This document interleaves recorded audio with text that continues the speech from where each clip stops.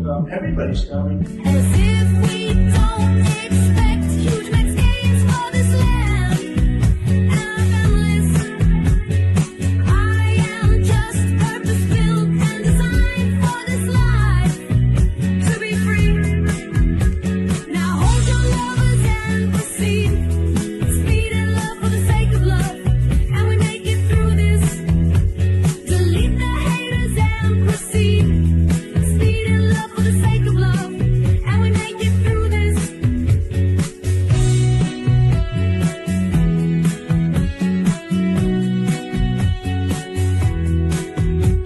Delete the haters and proceed. Speed and love for the sake of love.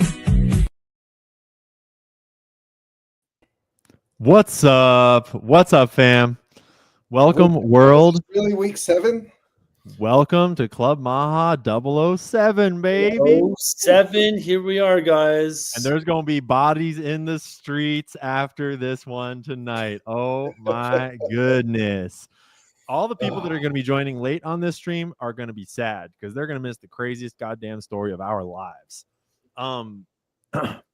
Dustin, Kyle, thanks for being here. Can one of you guys please tell me the story of Javier Milei rug pulling his entire nation with a fake crypto scam coin? So I'm down to tell the story, although it's a little bit painful. Not gonna lie, like your boy Dustin may have gone a little hard at this one, a little bit. So Did you lose a bunch of money on it? I did. Damn, Like fucking a lot. Javier. And- It's not and 11.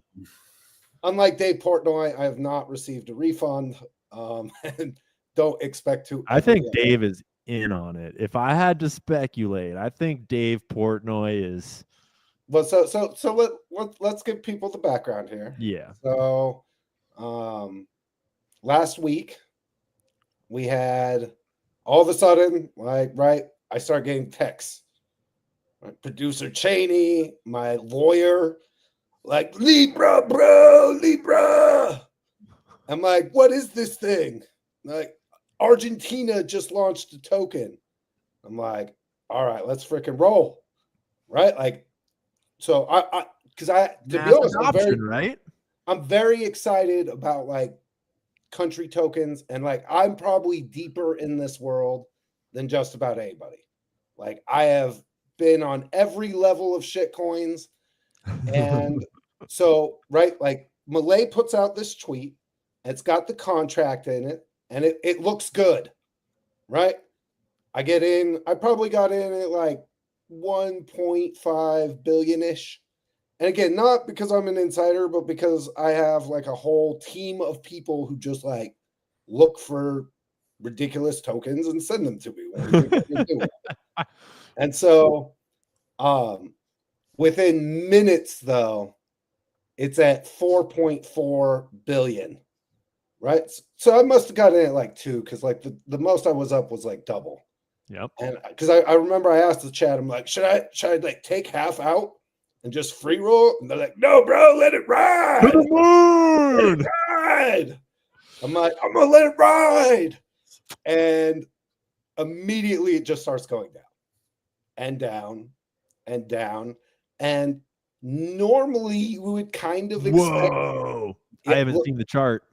Yeah. So normally you would expect, like on this way down, for there to be like little rebounds, but no, it just kept nuking further and further and further down until Cheney, leave this graphic up for a bit. Yeah, so when you see that graph, it's kind of unbelievable. Now, what we would find out that this token was launched by a team like Kaiser or Kelser, I don't know how to pronounce it, and this. The public retard face of this thing is this like ginger Gryffindor mofo named Hayden, and we'll get to him in a minute because this gets really crazy, right? So token launches, goes up, and just immediately starts nuking down, and everybody's like, yeah, that's the space of like 5 to 10 minutes where it was green, right? Yeah, so then I think Maybe it a was little more? a little longer. Like up to an hour, maybe? Yeah, I think we had like 20 minutes of like maybe half an hour of like solid pump before max extraction began, right? And it's literally just like nuking down. And along the way down, you're looking at it and you're like, you know what? I mean, this guy is the president of Argentina. There is, and I said this, I can't tell you how many other people I heard say this. There is no way that he is going to destroy like his credibility, and this thing is going to be like not a like slow rug, but like an instant beep, nuke this thing. And yet it just continued to nuke further and further and further. And then people started to look into it. And then that's where it started to get like pretty crazy, right? So then Right. Right, because like just before getting on to that, you can just see on the open tools on deck screen, or you can see who the top traders are, and you can see like the amount that was pulled out. Like, the top like 20-25 accounts extracted almost like $60 million in profits, like very, very quickly. So it's very quickly. For a And country that's so little money, it's pathetic. For a it- country, that's pathetic gains. That's worthless. so- Pieces so- of shit. so But so it's not the country. not a country. It's not a country. I mean, again, this is the president of a country, and again, this wasn't like a retweet with no context. I mean, this was a full blown like "Viva la Libre!" right? Like, I mean, it was exceptionally strong. And then, of course, like right, you start to look, and some of the homies immediately, right, notice that they're withdrawing liquidity. So they're using, and I won't get into the details, but Kyle can tell you I'm super nerdish about this stuff because I actually love, like, I believe so much in this stuff that like I'm stupid deep on everything that has to do with liquidity and launch strategy and sequence and blah blah blah. And what we find out is they took a bunch of tokens and they put them into the liquidity pool, but a one-side liquidity pool that like is supposed to stagger LP up so that like there's additional price stability all the way up. But then whenever they sold the tokens, they just immediately withdrew the SOL and USDC from the pools. So literally whatever definition of rug pull you want to use, this was Textbook. exactly that. So after I think 2 hours, Malay, like now the token's trading under $1 billion, right? So it goes up to 4.4. Now it's at like 700 million. And Malay withdraws the tweet, deletes it, and he tweets something out like, I don't even know what this thing was. I had nothing to do with it. And for all of you people who are going to use this against me, like, Viva la Brie! I'm like, bro, no, you don't get to play. Like, nah. So Yeah. now it's It was an obvious. original tweet from his account. Yes, deletes it, and now he's saying like, I didn't do anything. Me? I would never. And so token now is in full free fall. We know that they're withdrawing liquidity, and the numbers start coming out. And at first it was like, looks like they took about $70 million. Then it was like 80, and then it was like 90, and it was 110. Right. And 110 seems to be like pretty close to the final number of how much they extracted. Now, what's crazy is Cheney, pull up old Ginger dude, Ginger Gryffindor, like overstock.com, Ron Weasley. Hayden. So this guy, which he gets it up.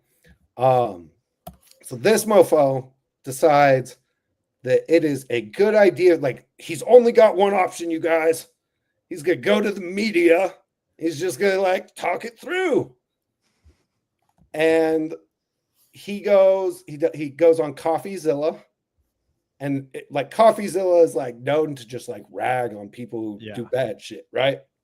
And even CoffeeZilla's like, you guys, like, I couldn't believe he agreed to talk to me.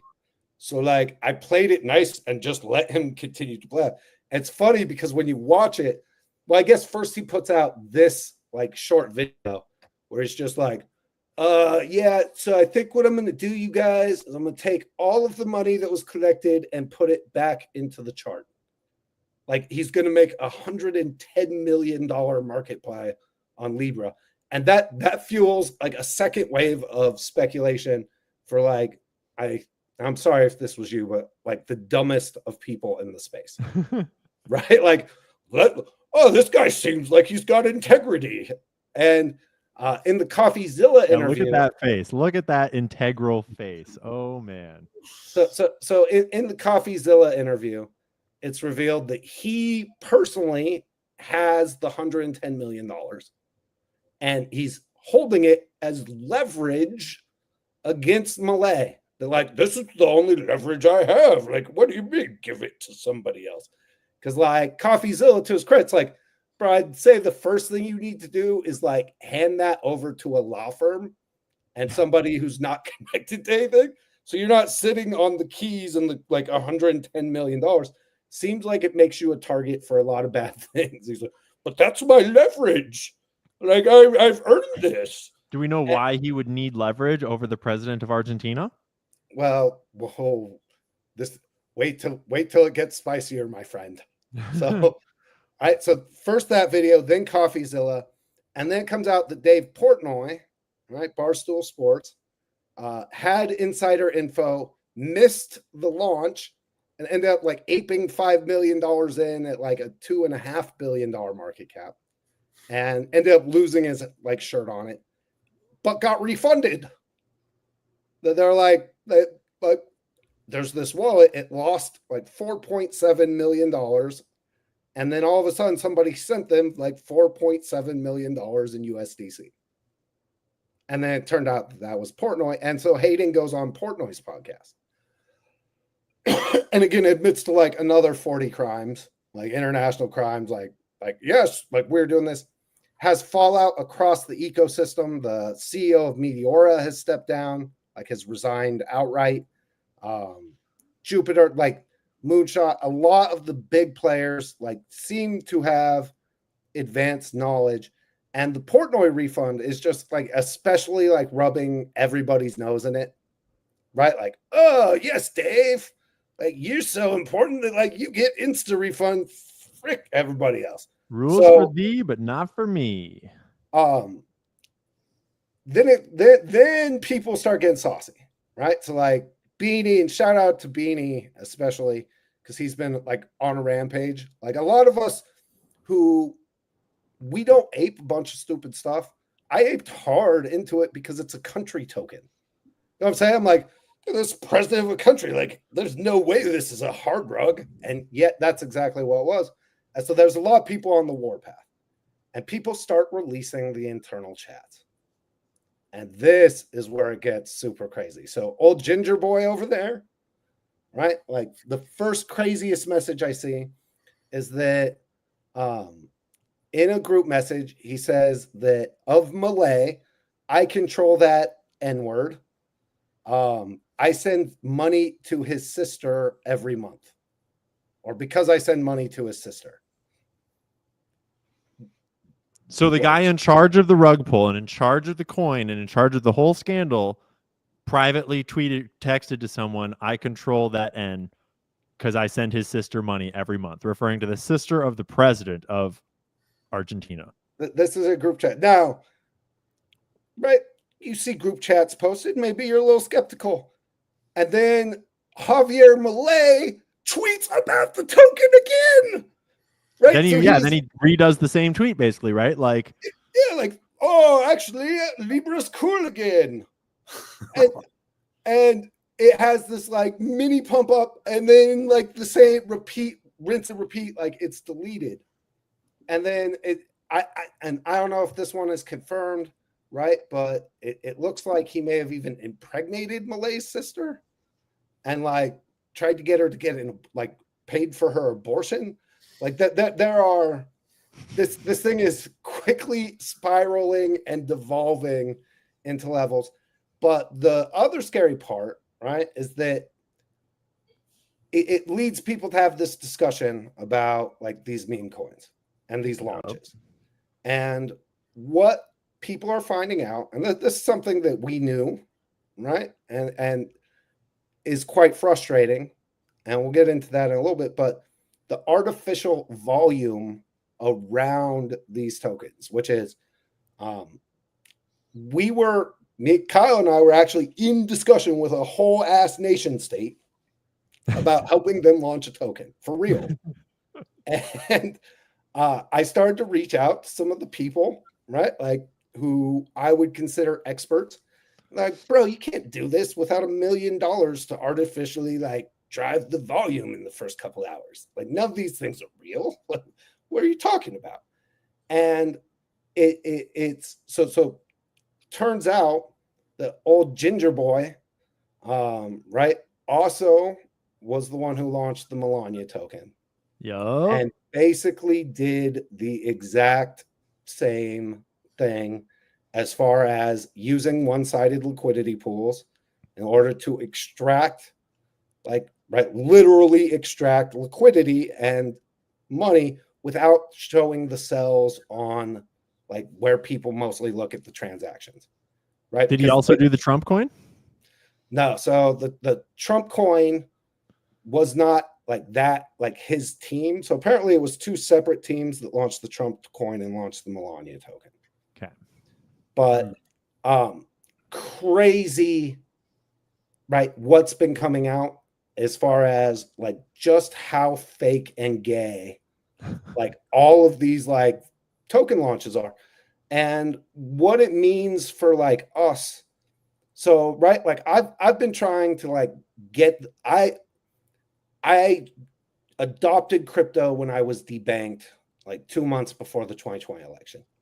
And it was a life-saving thing for me. Right? Like I had no way to use the traditional economy. And so having truly decentralized like options to pay my bills and do other stuff, like it's important and deeply important to me. And I've played with a lot of these tokens and I've had several successes and several failures. Like straight up, I don't mind it. Like everybody knows I'm happy to talk about it because I think it's really fascinating. I want people to learn how to like, I want it to succeed like in my bones because like I hate the traditional system and like the authoritarianism that come with it.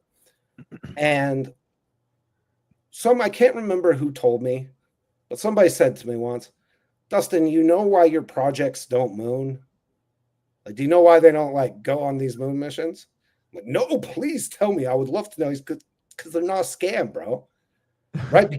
Because like you're actually trying to do things, right? Like even with your meme tokens, like whether you're trying to draw attention to Hunter Biden's laptop, or right, what we're doing with Maha, or right, I'm gonna put Patriot in a separate category because what we're doing is amazing with that.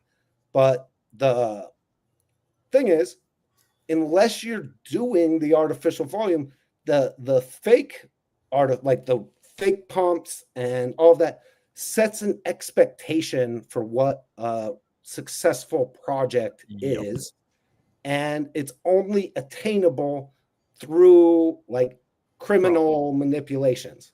I mean, And it's so- like if you had a gold-backed currency trying to compete with the Federal Reserve that can just print money willy-nilly. The first 100 years, it would look like the Federal Reserve's made-up fake-ass money was way better because there's just so much of it, and it's like we're all rich, bro. And the gold-backed guys are still over there with the exact same amount of money they started with, and it's not going to the moon. And they're like, Yeah, and this roots deeper into, you know, the whole nature of like, you know, Bitcoin. You know, you can really understand and appreciate like, you know, the Bitcoin maxi kind of vision, or I mean, I consider myself to be a bit of a Dogecoin maximalist, and I really, you know, absolutely love Dogecoin and these primaries. But you know, with the Solana, with the meme coin casino, it's basically anybody. All of a sudden, like, you know, anybody can start their own Federal Reserve. You know, and basically print. And there's just so much going that, you know, and I hadn't touched any and played in any of the Solana sphere whatsoever, kind of until I met Dustin. And we were like, we're putting up these giant Maha decals on the side of our trailer right before the Rescue the Republic event, doing a big activation there, and he's just like grinding away on his phone, like, you know, dealing with all this stuff. And you know, then ultimately, like, you know, you when people who you're around, you start looking in, you're kind of getting into it. And, you know, we played in this, and like, you know, I think it's good to learn and experience, try stuff out, and you might not like it.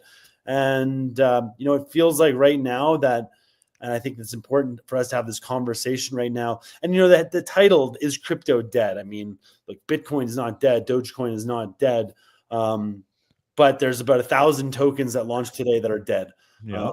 Already. I mean, it's like even the part of crypto that is so fucked and so dead and so problematic, that is a critical thing for us all to learn from. Just like when America was founded and there was this banking revolution in America, because America was founded to get away from the central bankers of Europe. Like, make no mistake, it wasn't about tea and it wasn't about taxes. Those were a big part of it, but the deeper underlying, like, base layer was getting away from the control of the old European central banking royalty families that had controlled Europe for hundreds of years and still do to this day, probably, you know, depending how much tinfoil you'd like to smoke.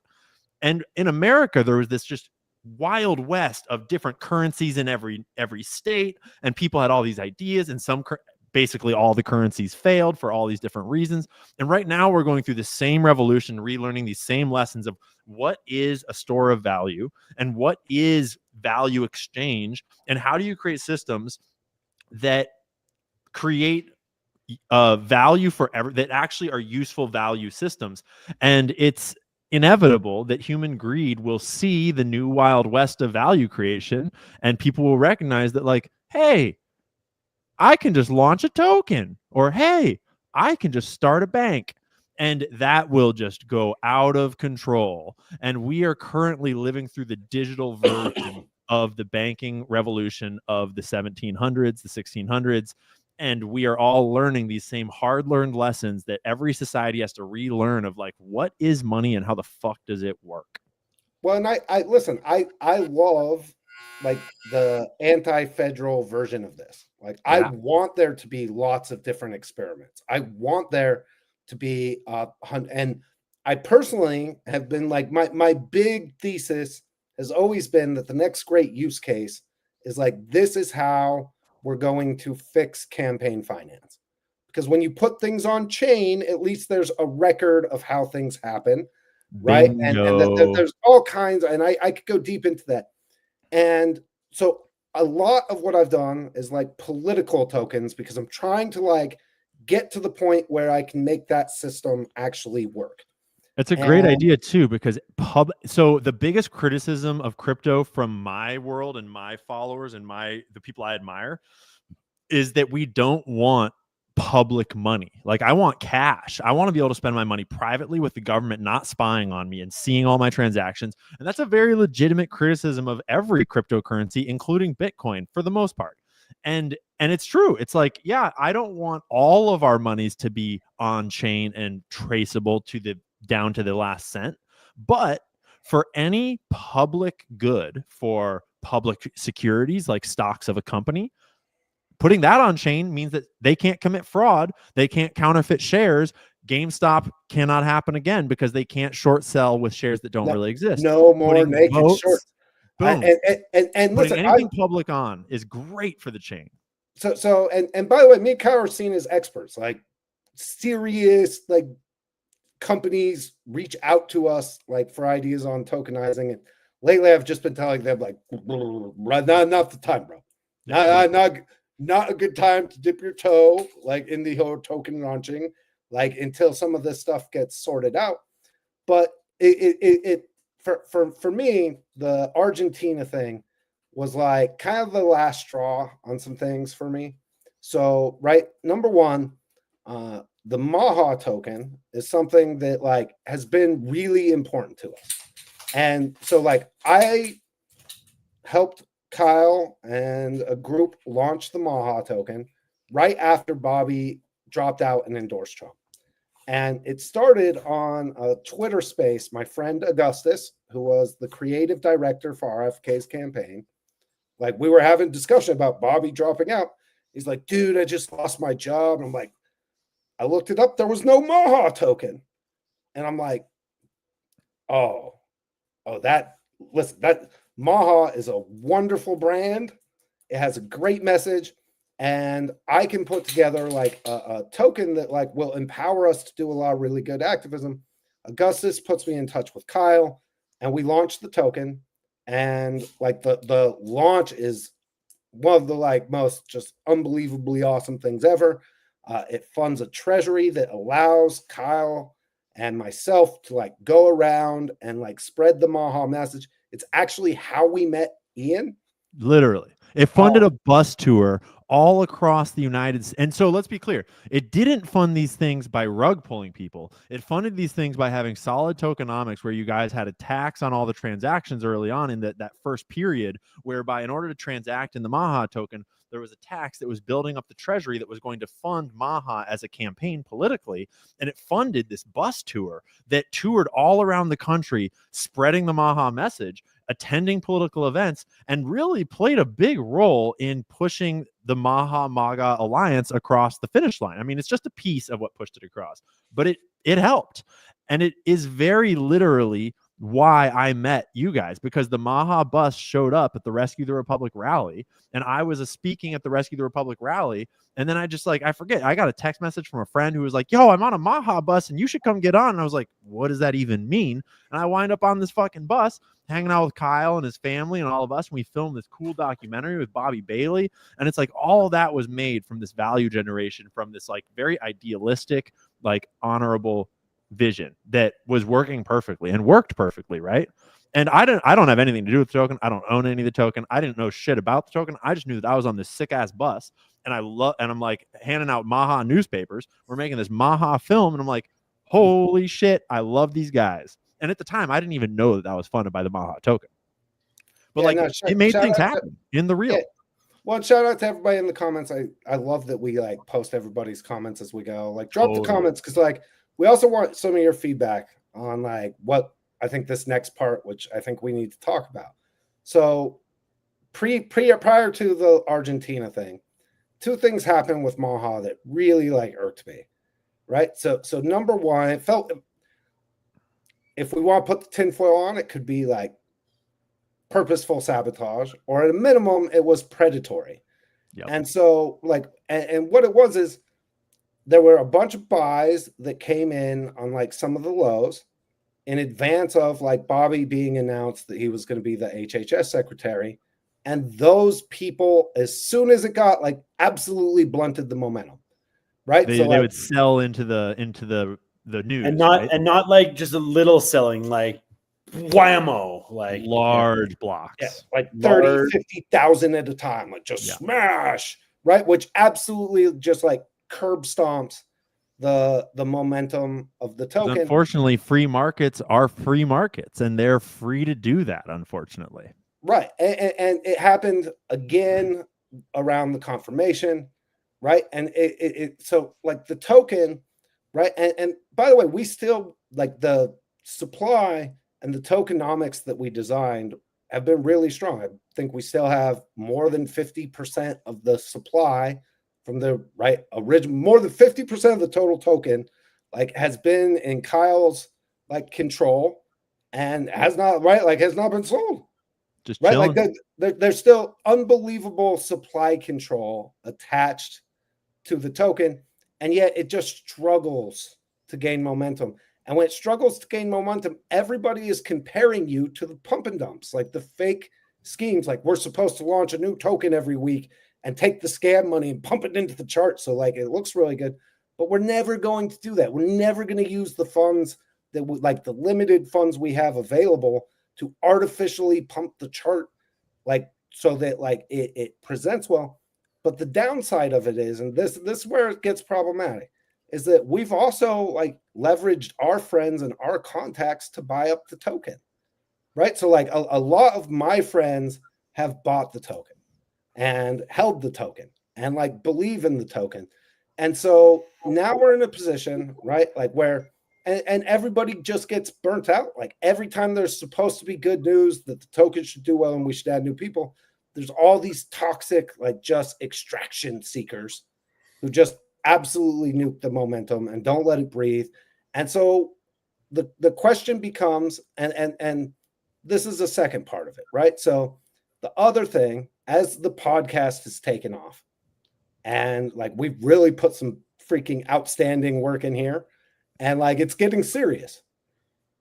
When we reach out to people, though, the crypto is almost always a problem, right? Would love to do the podcast, would love to come talk to you, but, and then it's always the token after that. I mean, can I jump in here? Yeah. Because this is like where my story enters is I'm like, I met Kyle and I met Dustin at this Rescue the Republic event, actually independently. I met Kyle through this bus, and then I walked into this VIP event and I just saw Dustin standing at this table, and he just seemed like a dude I wanted to meet. And I just walked up and was like, who are you? And what the fuck is your story? And then my mind got exploded by who the fuck I had just met.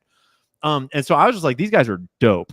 And then when they contacted me to make this Maha podcast, it had nothing to do with the token. It's about a podcast. And I was like, fuck yeah, dude. I would love to talk with you guys, just hang out and talk shit and like talk about the state of the world. Because both of you guys are both really interesting and intelligent and are also very connected and have a lot of history and all these interesting spheres of what's going on right now. And so it's like, yeah, let's do a fucking podcast. But for me, it's like, I don't want anything to do with the token. Even if it was an amazing token, like Maha token is a great token, but like, I don't want anything to do with any tokens because my brand, it's like, I can't even touch the best token in the world because I could never push a token to anyone. That's never something I'm ever going to do. And I own some Bitcoin, but I'm not even going to push people to buy Bitcoin. I'll talk about it, but I'm not going to push anyone. And so over time, as we're doing this podcast, and it's awesome, but it's also at the time affiliated with the token, I'm like, fuck, man, I got to talk to these guys about this fucking token because like, I can't keep doing a podcast that's all about a token, and we need to confront this and talk about it. So I was kind of dreading that conversation, to be honest. And Kyle called me up yesterday about something unrelated that was going on about this news. And the conversation kind of naturally led through what was going on in the bigger picture.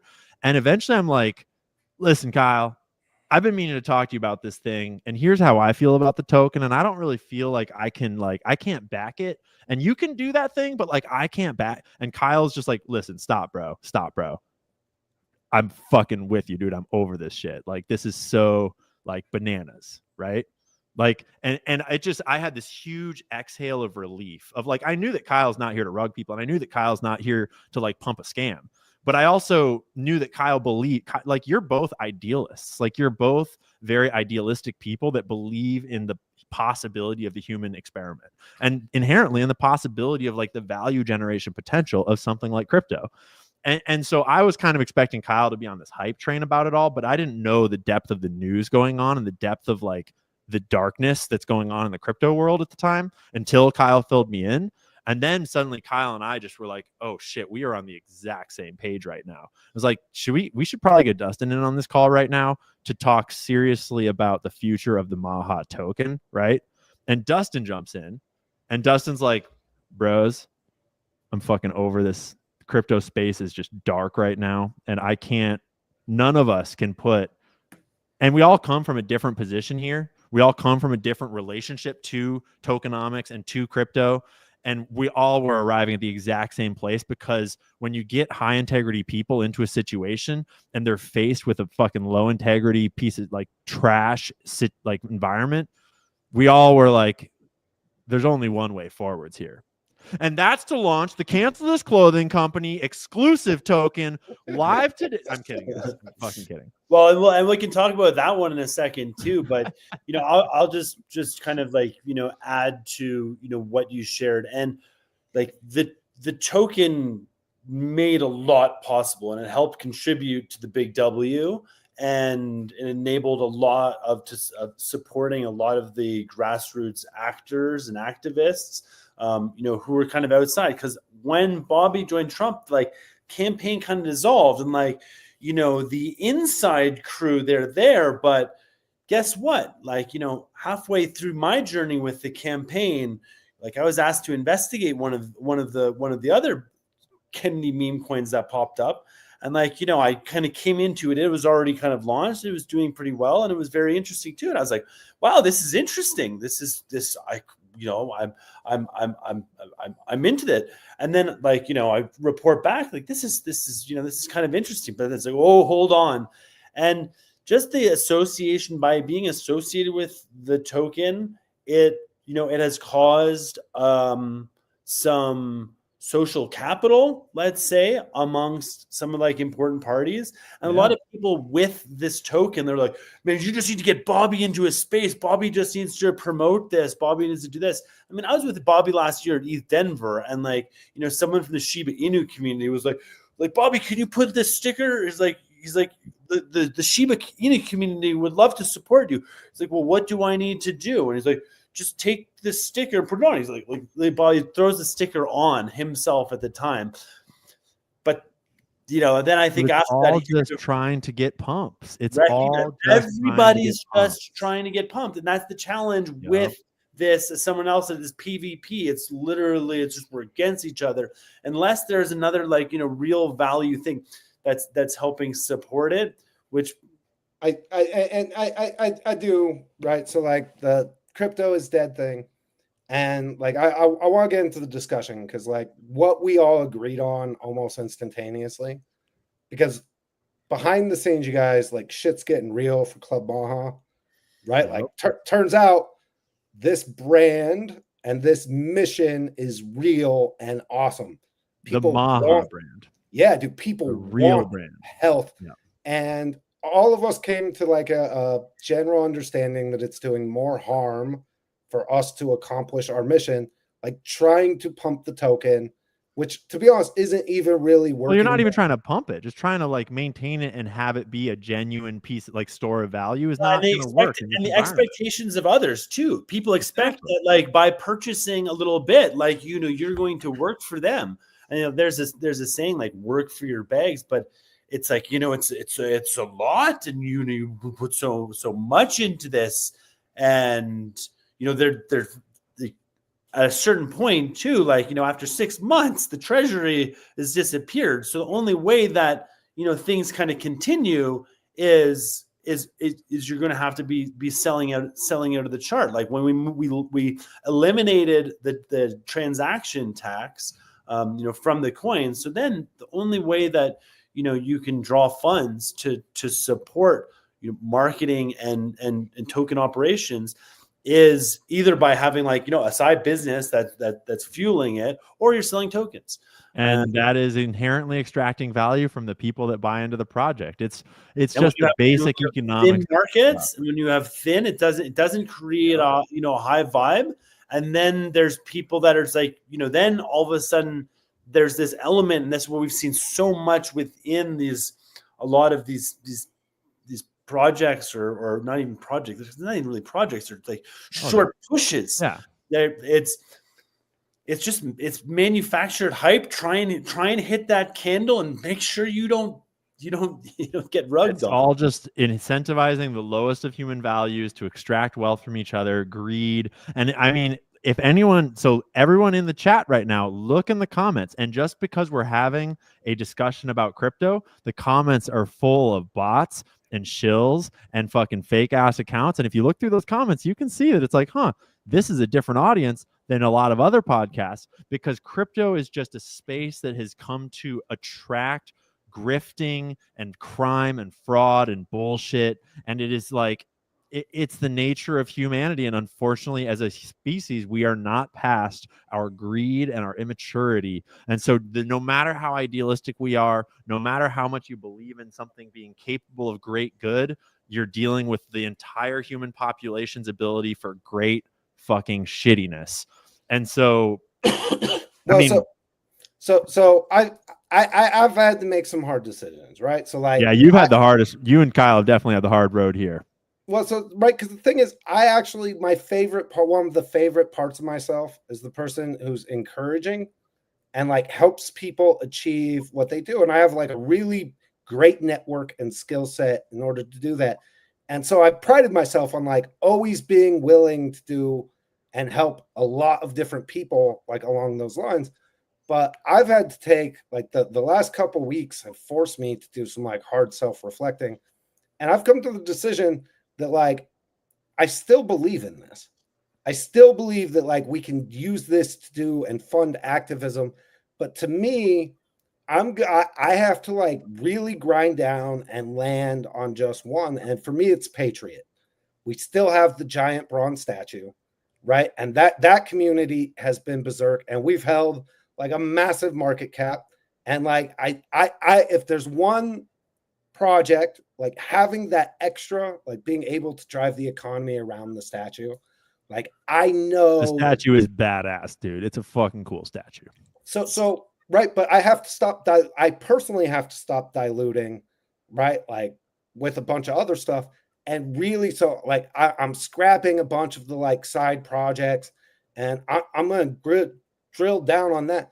And then with the Maha token, so right, like I still have more than 1% of the token, right? Like in my wallet, there's still like right the project still has like more than 50% of the supply. We're not going to sell it, right? Like I think we need to like distance the podcast from it so the podcast can be everything that Yeah, it we're on to needs to big be. things here.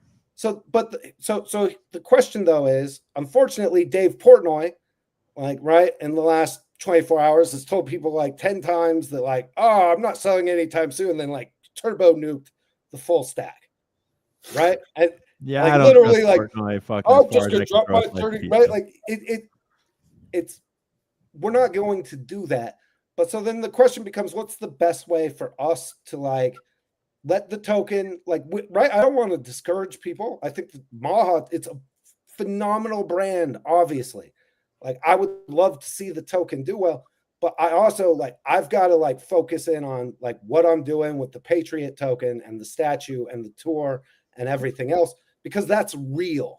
Like that's very, very, very fucking real. And like I have the ability to like really showcase like why I've spent so much time doing all this stuff. So like with Maha, do we burn the tokens? Do we, right? Because I don't like that either, because like if it ever does, like if somebody picked this thing up and wanted to run it, you're going to need that token supply. You want it to be under control. Do we lock it?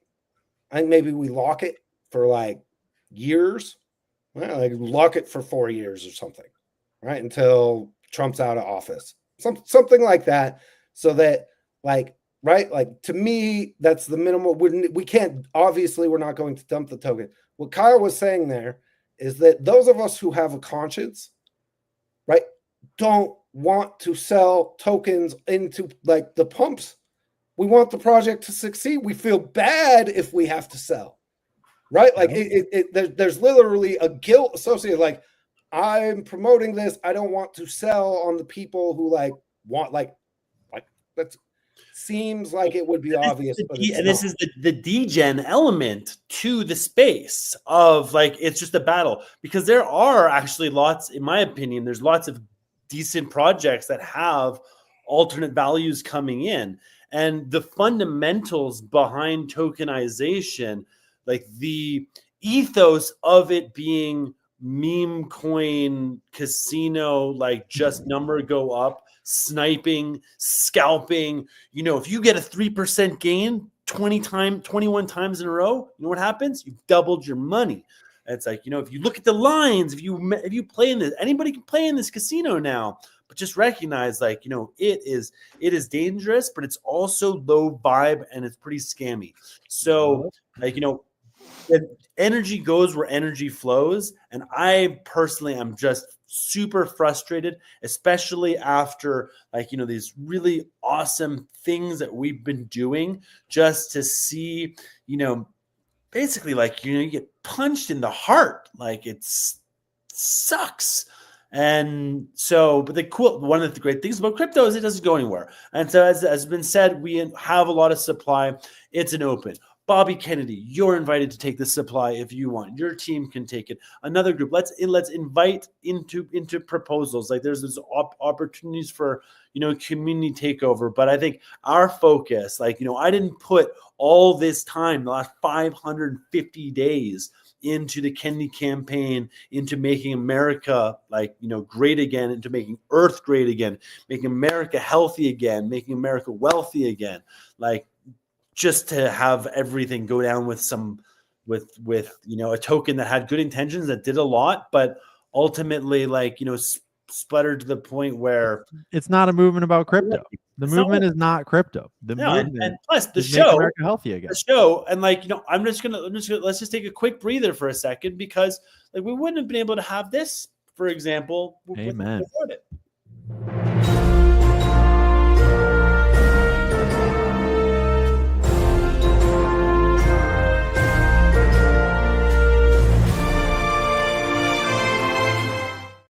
Don't get caught buying this trash from the gas station.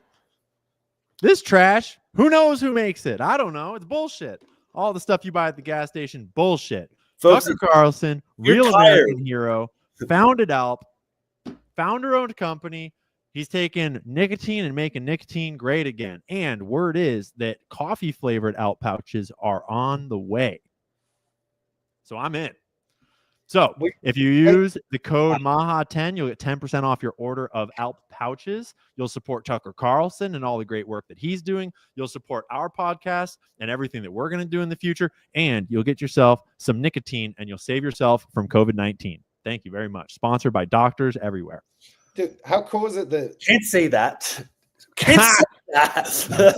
I don't know. I feel like I can. I don't have a lawyer, so let me actually give you a little bit of a further story. So one of the reasons why Tucker started this was because he was talking about Zyn and how he was using Zyn, and he started talking about the health benefits of nicotine, and Zyn sent him a cease and desist, and he was like, fuck you.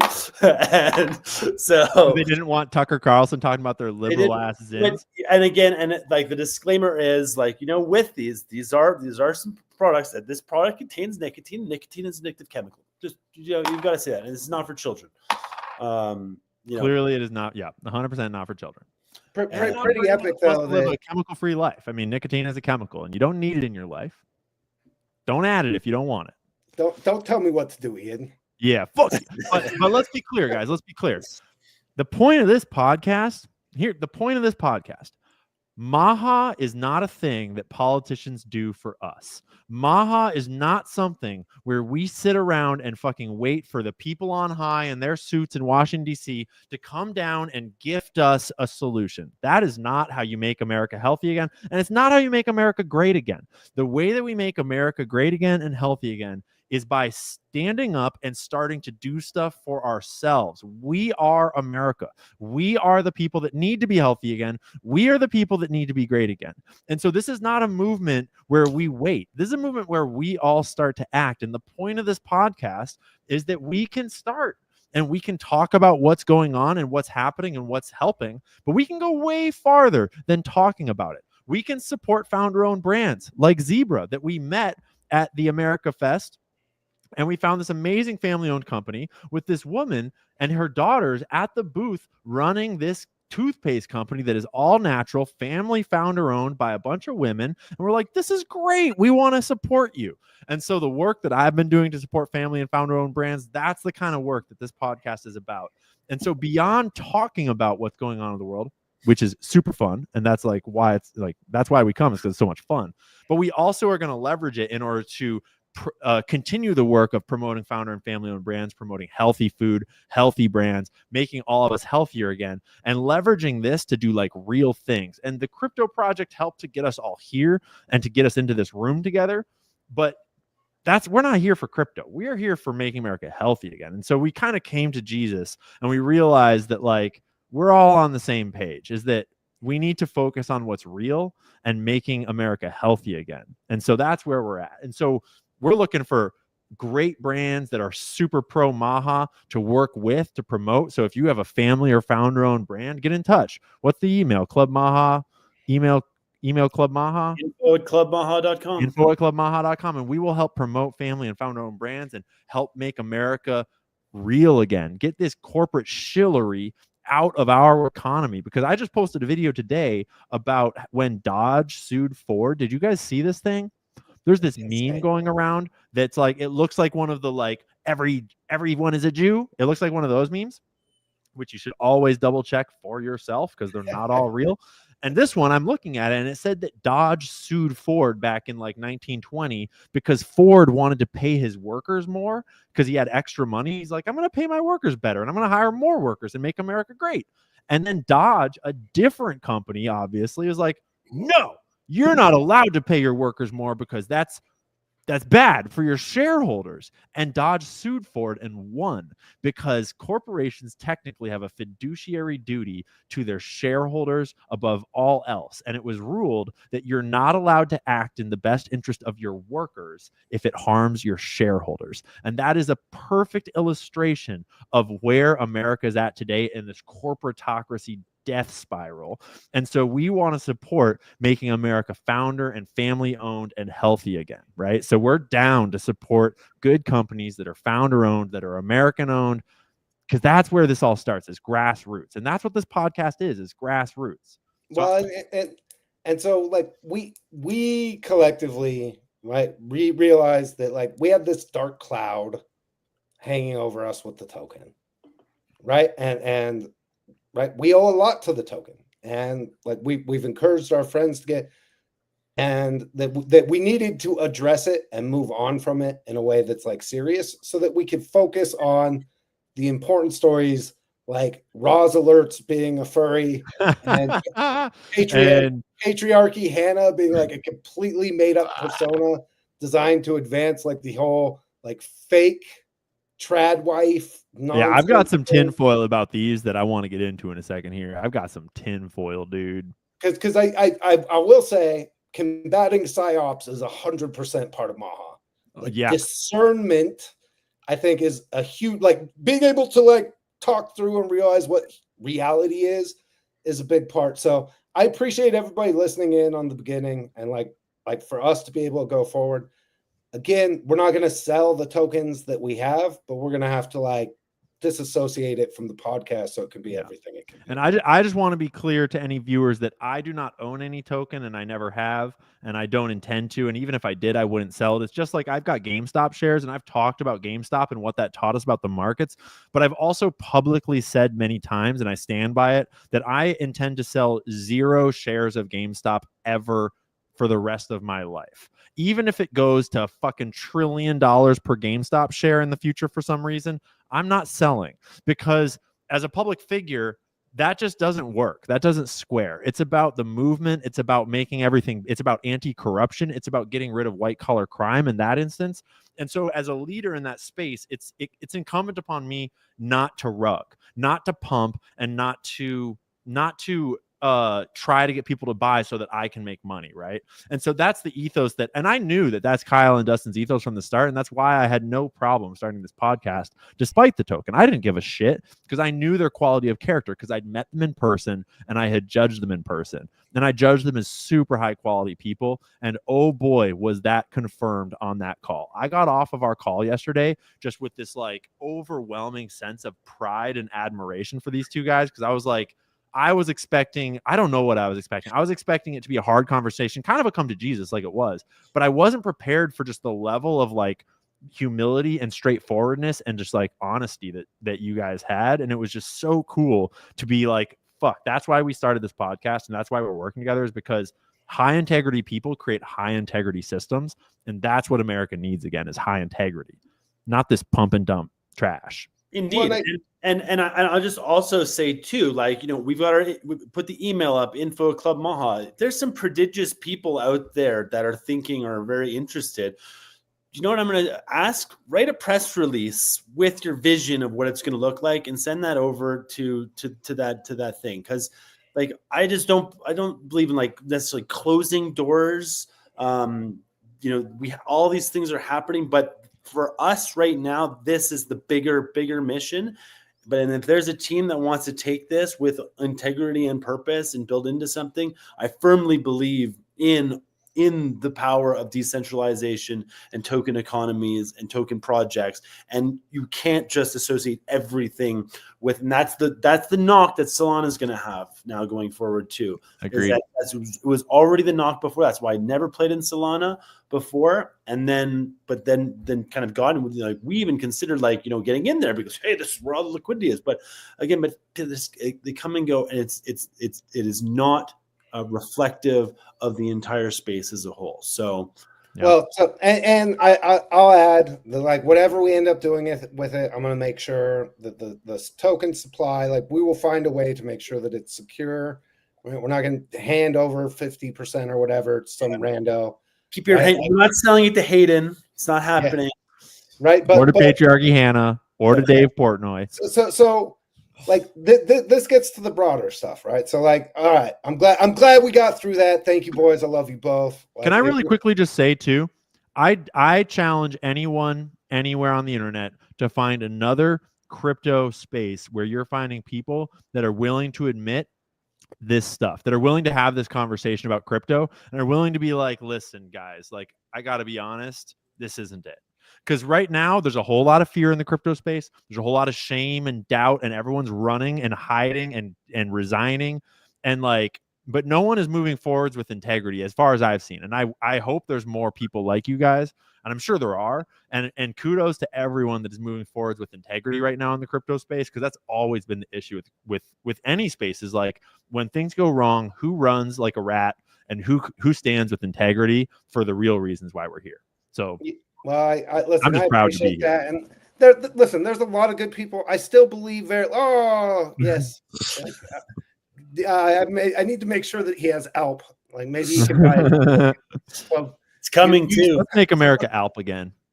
what's our promo code? Maha 10% Maha off. 10. Maha 10% Go to off. Alp. Get yourself some nicotine patches there, Mr. Gas Station guy. But so I think transparency is important around this stuff. And it's crazy because what we're learning is how much of the internet is fake, like dead internet theory. Oh boy, dude.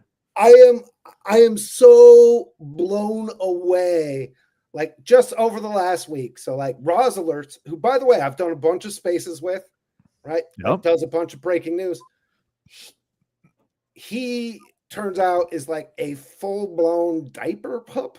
Yep.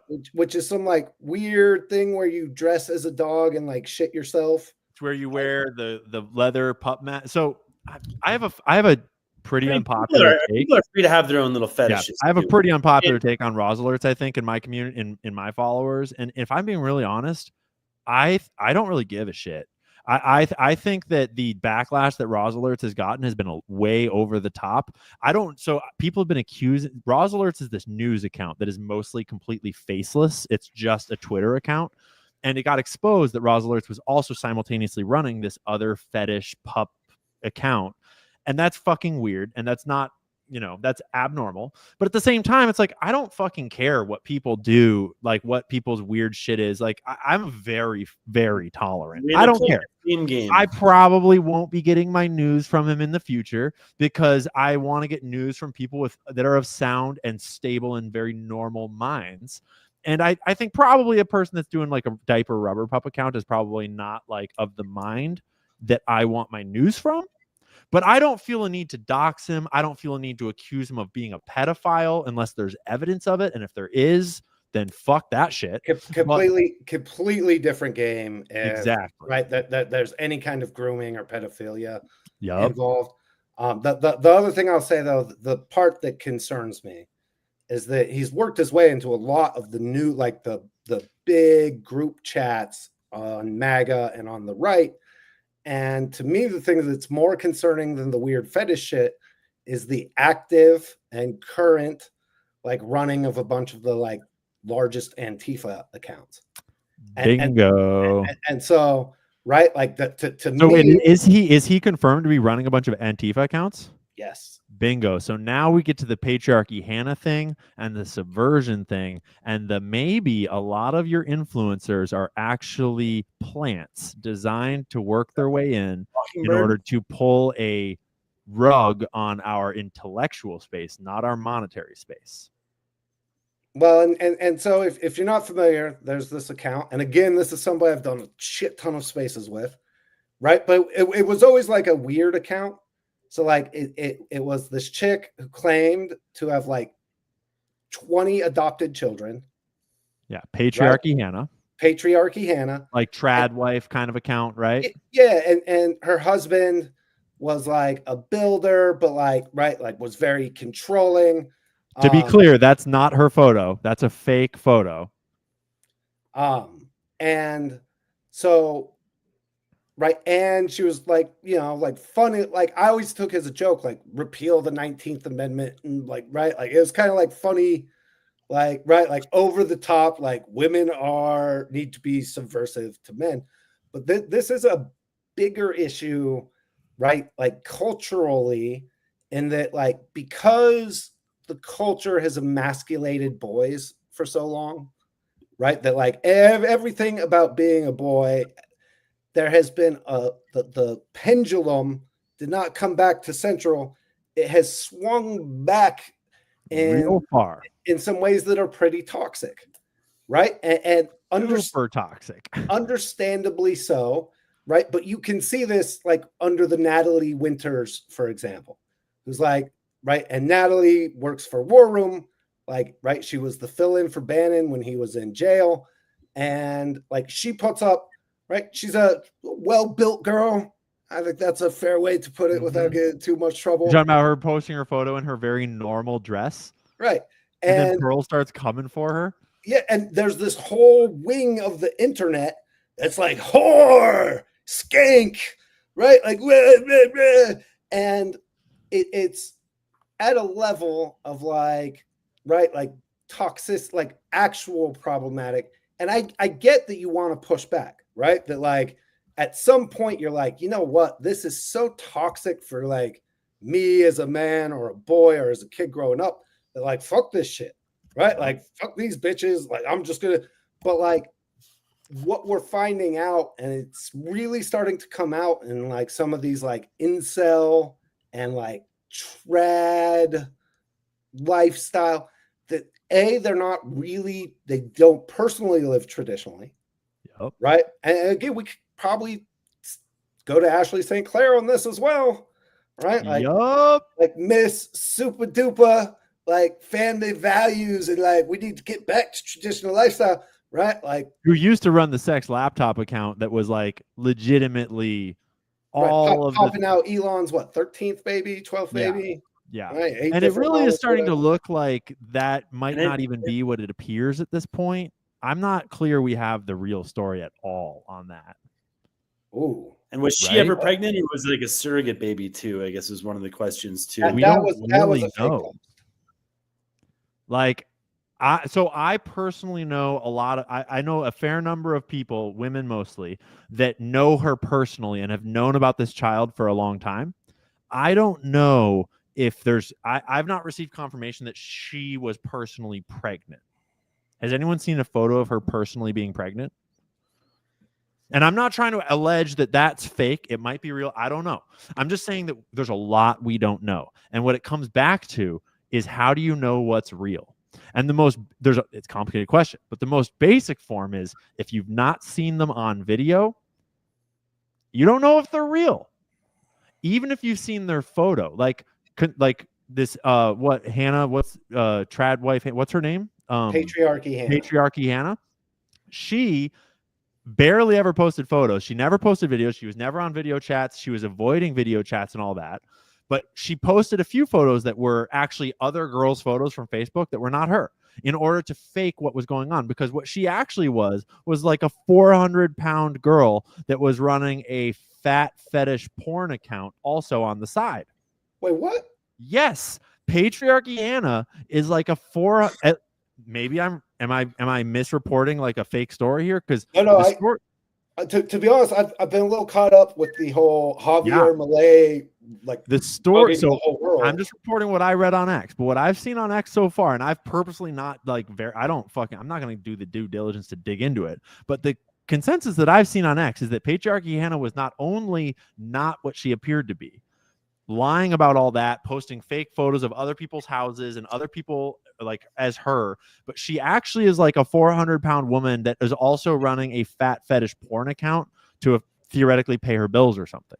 So there's this whole story of like, there's a lot of fake subversive shit going on in the digital space. And it is not just, I don't think that it is just individuals grifting.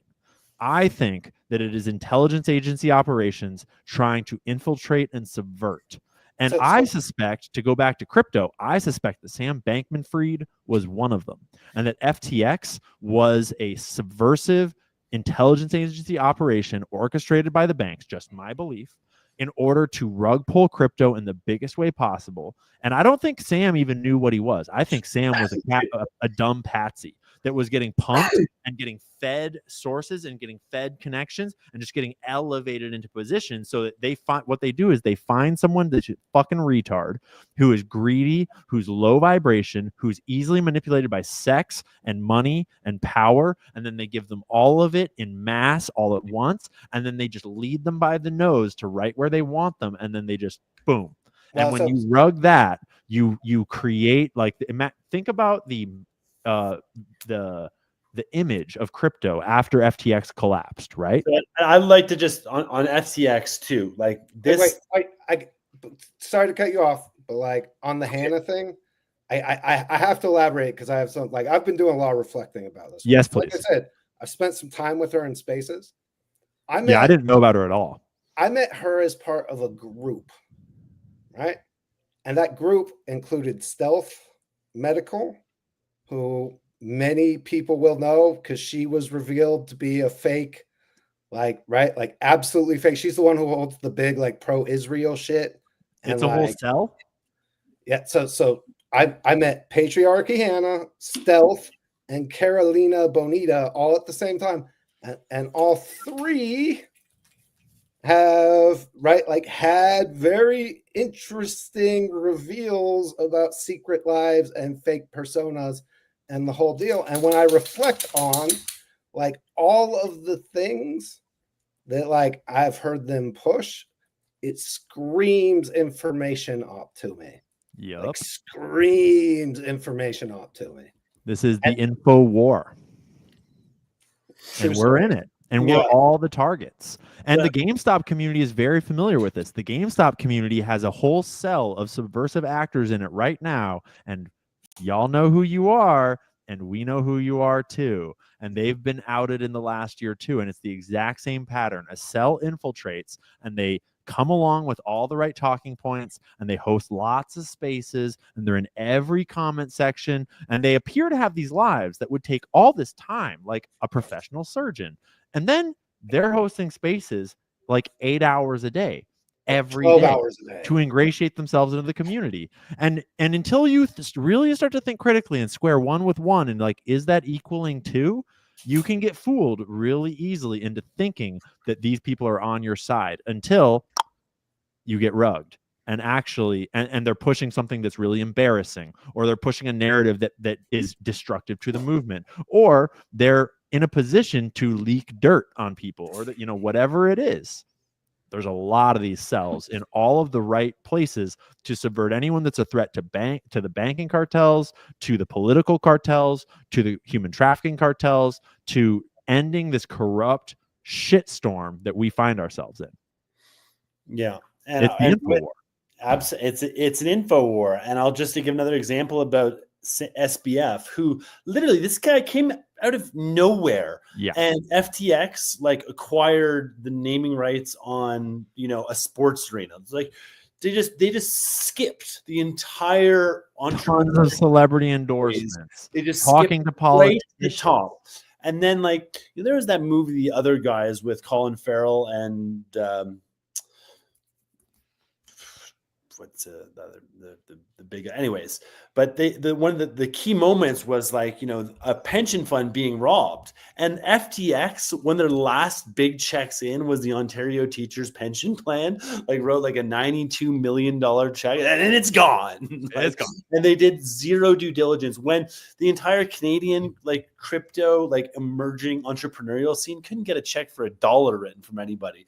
But all of a sudden, like the Teachers Pension Plan is writing $92 million checks into this black hole.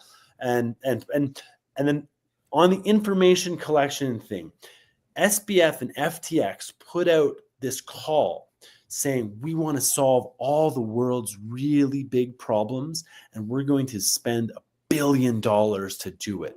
We're going to give away $1 billion to all the best ideas. Here's what we need to do. Write us, tell us your best ideas, and record videos of yourselves talking about it and who you are and why your team is capable of doing it. This is like the ultimate information collection mechanism. It's like It was scooping so up patents and then dastardly. killing the patent And creators. it's gone. And it's gone. And all of a sudden, somebody with your brilliant ideas out there launching it because they had that like. Oh, we'll just screw on this photo. their AI is leaps ahead of our AI right now. So Yep. Well, And so- that is not so. We're talking about like the faceless influencers that are subversives, but let's be real. There are video full-on influencers that are paid subversives, and I mean, I get accused of being one all the time. And there are several others in Wait, the you're space. not? Huh? You're not? Yeah, I know. Well, don't talk about my Israel checks on stream, bro. But there are like everyone should think very critically about their influencers, about what they're saying, about who they stand for, who they stand with, where their money's coming from, why are they so pushed, and just think critically and think: are the things that this person is saying, are they do they square? And even if a paid subversive can say things that do square, and that's fine. No problem. You can agree with things that a paid subversive like Ben Shapiro says that square with you. That's all good. But then be careful, because the moment they start saying something you disagree with, don't just blindly go with someone because of who they are. Think for yourself and think critically and say, do I need to follow this person into all of their beliefs? Because the info war is war now. It's not kinetic war. Like it's not armies anymore. It's all of us in our phones thinking about what is real and what matters. And that is how we change the world. And they know it. And they have to subvert it at all costs. And they subvert it by inserting elements that will undermine it, discredit it, blackmail it, turn it against each other. It's all over the place. Well, so my and listen, I think it's really important for us to note that, right, like they won't always reveal themselves right away. So like I was very active in spaces. Right. In fact, like I kind of like call myself spaces royalty sometimes, because like, right, I could go to whatever space and be in, and what you learn, right, and this was particular after the Israel attack stuff, like when the online holy war happened, a bunch of people who had tried to like butter me up and gain favor with me, all of a sudden became one-sided, one message only on both sides. Right, like literally on both sides, and I assume that both are like were information ops the whole time or sold out to that. Well, and just populations get melded and molded, and so Ian's got this thing where if he does a thumbs up, Yeah. this whole Every time I thumbs up, my camera freezes. he freezes and drops. But I think we should first recognize, man, we're approaching 90,000 people here. Yeah, amen, dude. Thank you everybody for being here, and I think we should take a momentary pause, and after the break, let's talk about Bobby for a second, because like and Maha, because last week it still hadn't happened, but the next day a lot of great stuff. Confirmation, baby. So Cheney, let's do the commercial. The Get Aya Plus, and then the Hana, and we'll come back.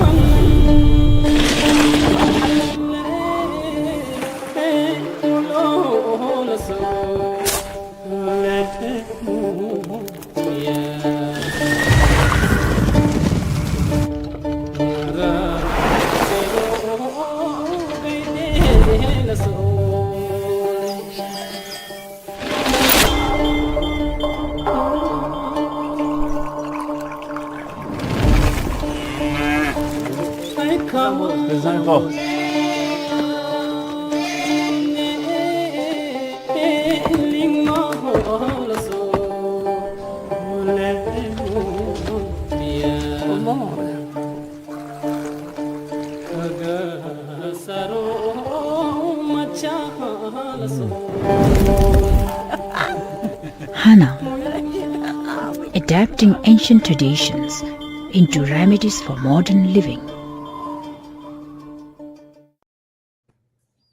Love it. I'm just gonna leave a little Easter egg out there for all of y'all. There's some pretty cool shit on some of these websites we're talking about, and one of these commercials we just talked about was a little vague on purpose because we can't really talk about what they're you might just want to go see what they're selling because it's pretty cool. And you obviously don't have to buy it. You don't have to.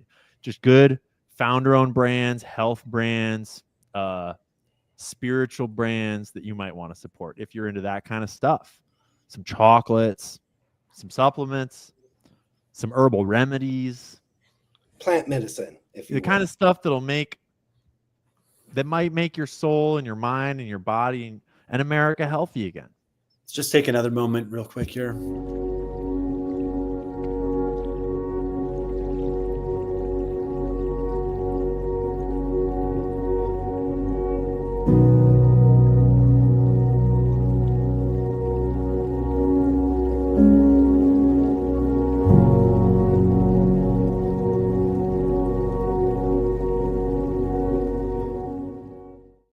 Yeah, I think that pretty much sums it up. If you know, you know. And if you don't worry about it. You're good. Exactly. So, man, what a week, dude. What a show, Holy first of all. moly. It's been. Can I just take us back to Bobby's acceptance speech in the White House, where he stood there in front of the podium with a presidential seal and first accepted the nomination and then turned to President Trump and just was really clear to everyone that, like, listen, everyone told me not to trust this man. And they had every reason to say that, like, in some ways. Like, it's understandable that people said, don't trust Trump. He's just going to use you, Bobby. He's just going to ride your platform and then go back on all of his promises. And I was afraid that he was going to do that. I expected him to do that. Despite my optimism, despite the white pill, I was super worried that that's what was happening. But I was optimistic, and I still rode the train.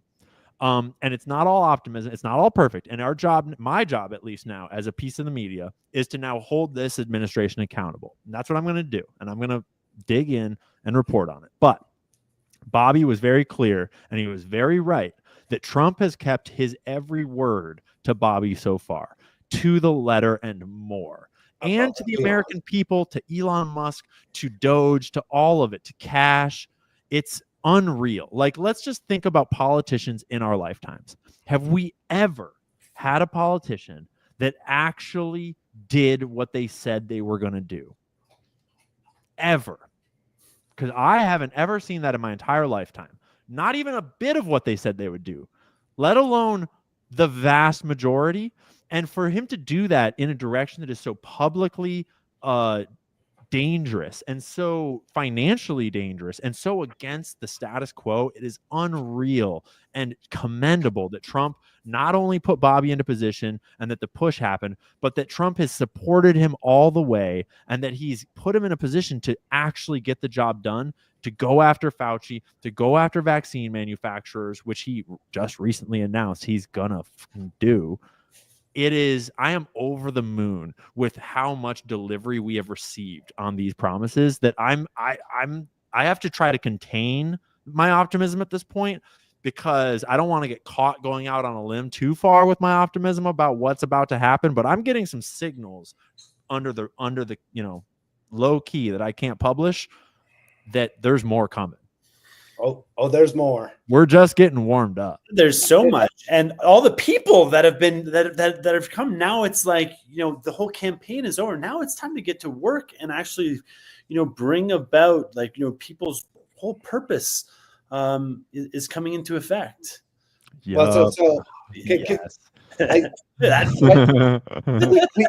we were talking a little bit, right, about like the psyops. So I've been seeing a bunch of psyops, like I'm having regrets about RFK. Has he even done anything?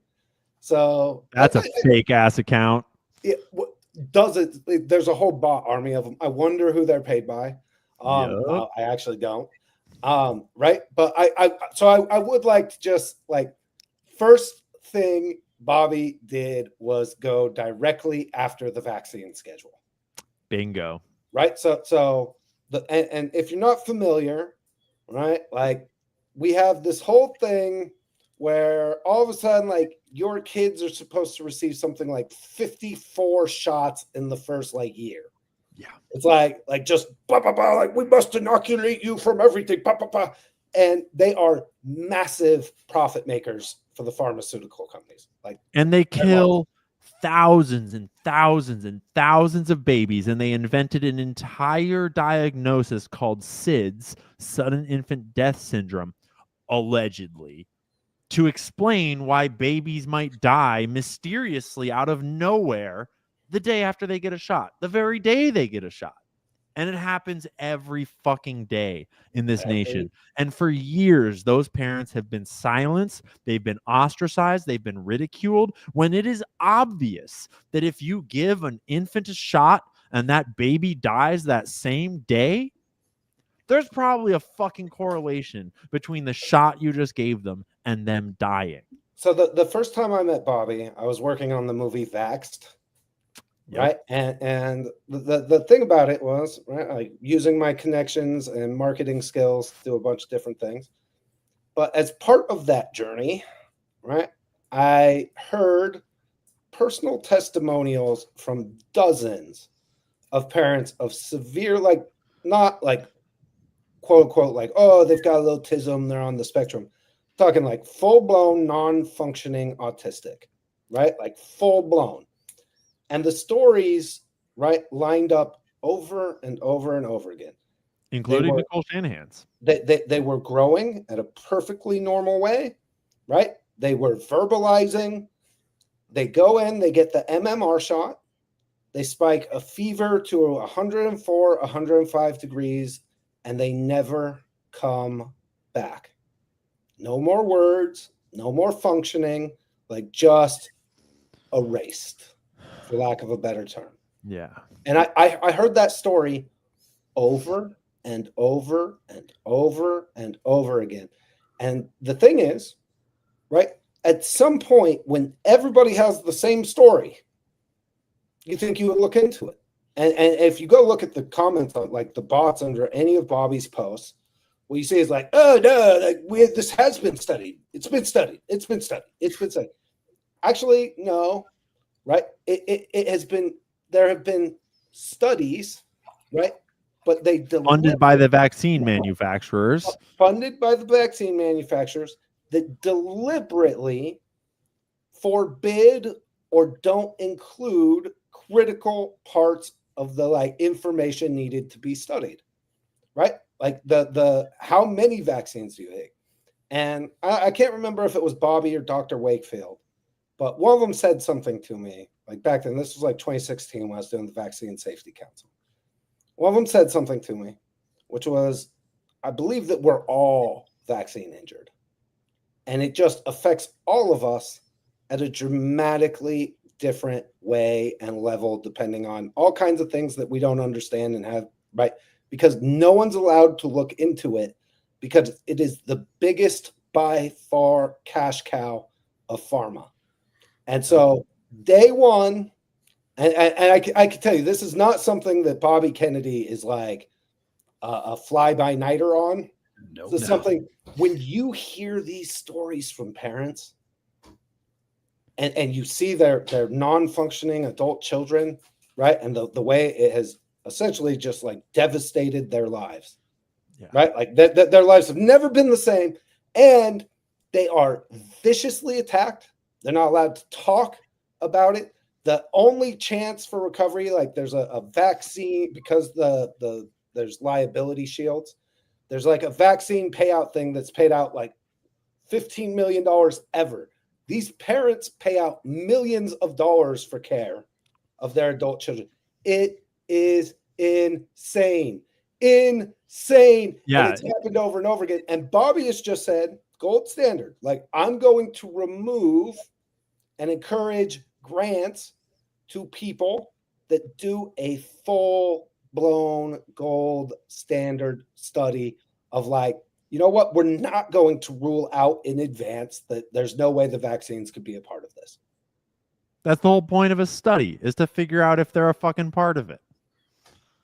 And then today, I got rumblings that the COVID vaccine is likely to no longer be available in the United States to anyone. Let's go, baby. And I will just say, I know several people who are going to work. Like, in fact, we have several people part of the show behind the scenes who are going to work for HHS, and they haven't even moved to DC yet. And we're starting to see this activity. But if you expect everything to change instantaneously, understand that like getting these real studies done is going to take like real time and real effort and like real money to go behind. And we're not going to have instant gratification where it's like, yes, this is it. But this is where it starts. And several years from now, we'll have the studies. And like when those studies happen, I think it's clear to a lot of us, right? But like it has to be proven in like a peer-reviewed published paper, right? But once that happens and there is shown to be these really crazy and common adverse side effects, thankfully relatively rare, right? But not that rare. Then all of a sudden, like everything changes, but it starts with the studies and actually like proving it in a full-blown real way, science, the academic way that's acceptable.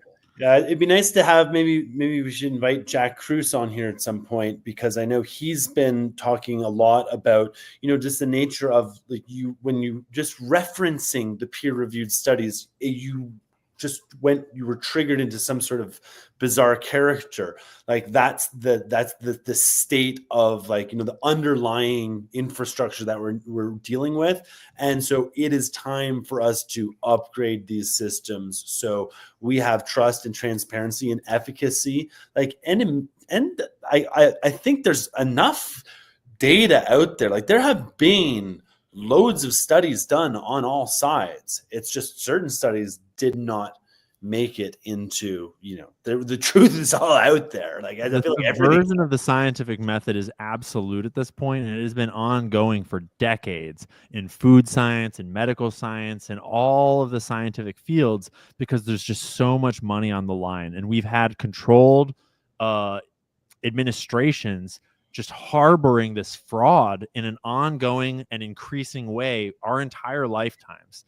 And so there's so much to unpack and unwind and pull back, because it's not just the studies, it's also the medical journals that will publish the studies. It's also the medical influence community of like scientific speakers and publications and of the news media that will cover it. It's all these layers of obfuscation that even if someone did a study that showed these problems in the past, which has happened many times, it never saw the light of day, and then it was fringified and ostracized and ridiculed because there's so much money and so much time has been invested in layers and layers of protection for this cash cow. Well, right? and take Dr. Wakefield. So Dr. Andy Wakefield, right? He was the one, and the media has portrayed him as the doctor who caused the autism vaccine panic, right? Because he actually did a study, and he admittedly, right, like that there was something wrong. I can't remember specifically what it was. A little thing in his study that was like not perfect. Yeah, there was something that needed like a little correction, right? But hardly negated the broader work. And yet the media, who, by the way, what is it, 70 or 80% of their ad revenue comes from one source? Pharma. Do you have restless leg syndrome? Do you have some other crazy disease?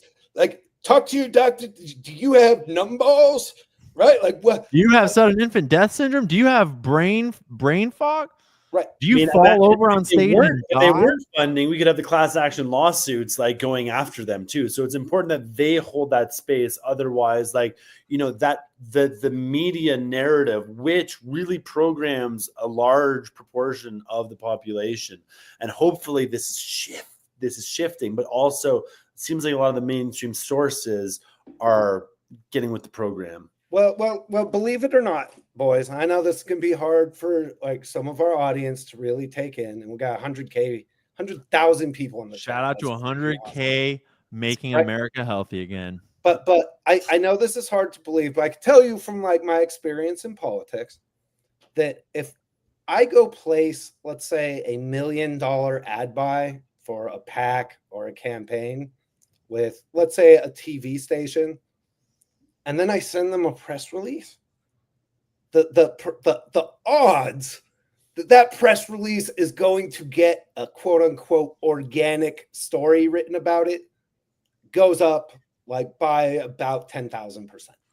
Whereas if I just sent the same press release cold, right? Like there's no way they're running a story about some PAC that's going to like do something.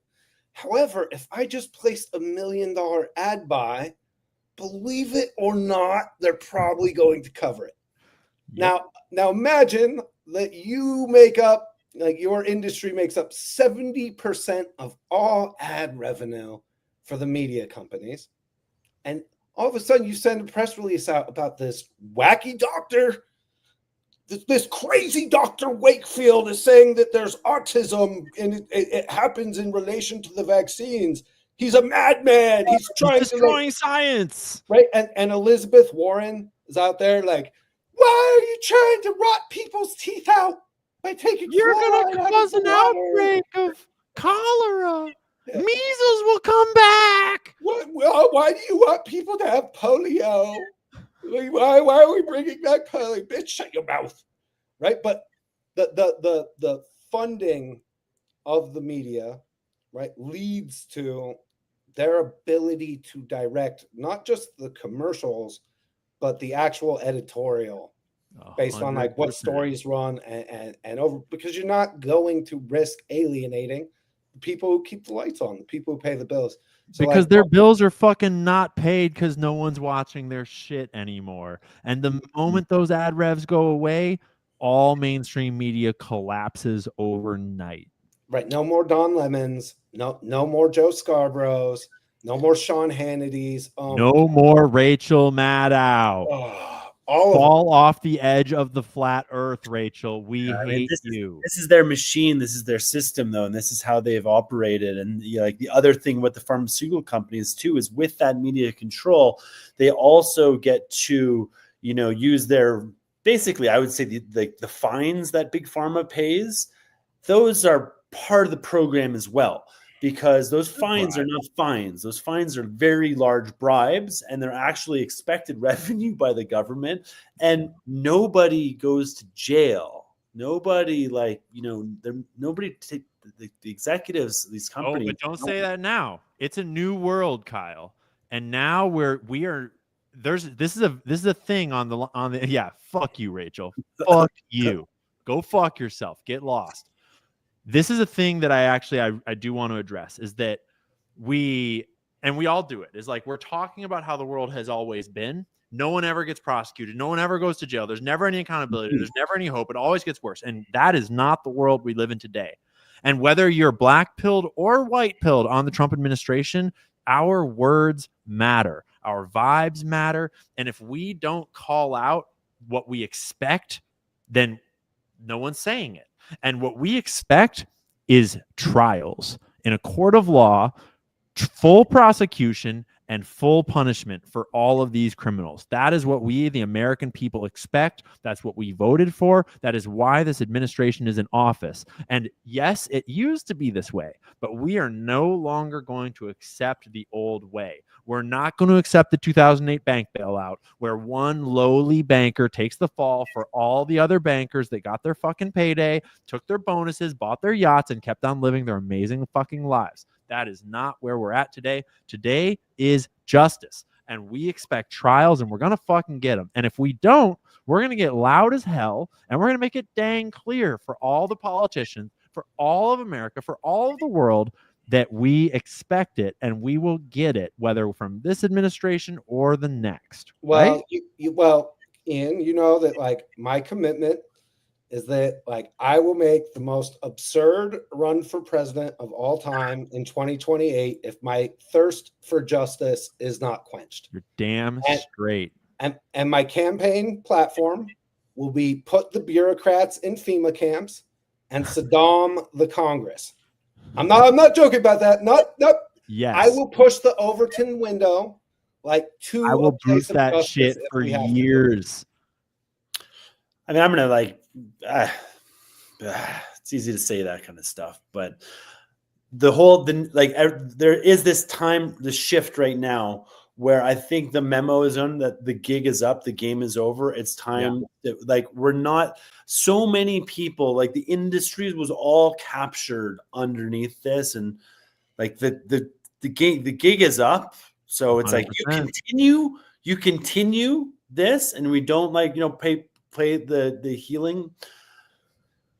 healing card and like join the Maha program. Like, let's fix this. Like, the system was broken, is insanely centralized, insanely corrupt, insanely toxic. And, now that the pyramid is shifting upside down. Well, see, Kyle, this is where Kyle's always like, bro, we got to be forgiving and stuff. And I know he doesn't mean to like the worst of the actors, because like I'm of the opinion that if you had anything to do with gain of function, I want you Nuremberg 2.0, right? Yeah. And there to me, there's no mercy, because I've met too many of the parents and kids whose lives were ruined as a result to just be like, you know what? Like, that's a bad period in our history that we just need to move on from. Like, there has to be jail and prosecutions. And there is some good news. I saw two interesting stats, right? So like number one, the search for criminal defense lawyers in the District of Columbia has gone through the roof, like raise that roof. And I hope they overcharge you and you get the absolute shittiest like legal representation like everybody else in this damn country, right? But number two, I saw this one yesterday. I've long predicted that first it'll be resignation week, that like we will see all kinds of executives and bureaucrats and people who were involved. The first thing they'll try to do is to resign in the hopes that like, RFKs and Doge aren't going to uncover, their Cayman Island account and other stuff, because out of sight, out of mind. And then they would choose to opt out of life. That there would be like a spat of right. And some of them would be legitimate, and some of them would be like them being silenced, right? Like quote unquote suicided. And the wise few would be faking it and disappearing into the ether. Right. Like Hillary Clinton is about to like have a heyday, boys. Like get them Hillary got them memes ready. But I saw yesterday that the interest in the search term suicide has also seen a significant spike recently in DC. And I think a lot of these people do not and will not be willing to face and answer for the crimes against humanity that they committed. I think, because it's not just crimes against humanity. It's also crimes against children. It's crimes against people. It's crimes against America. It's just so many layers of crime. And once you commit the one, you're in.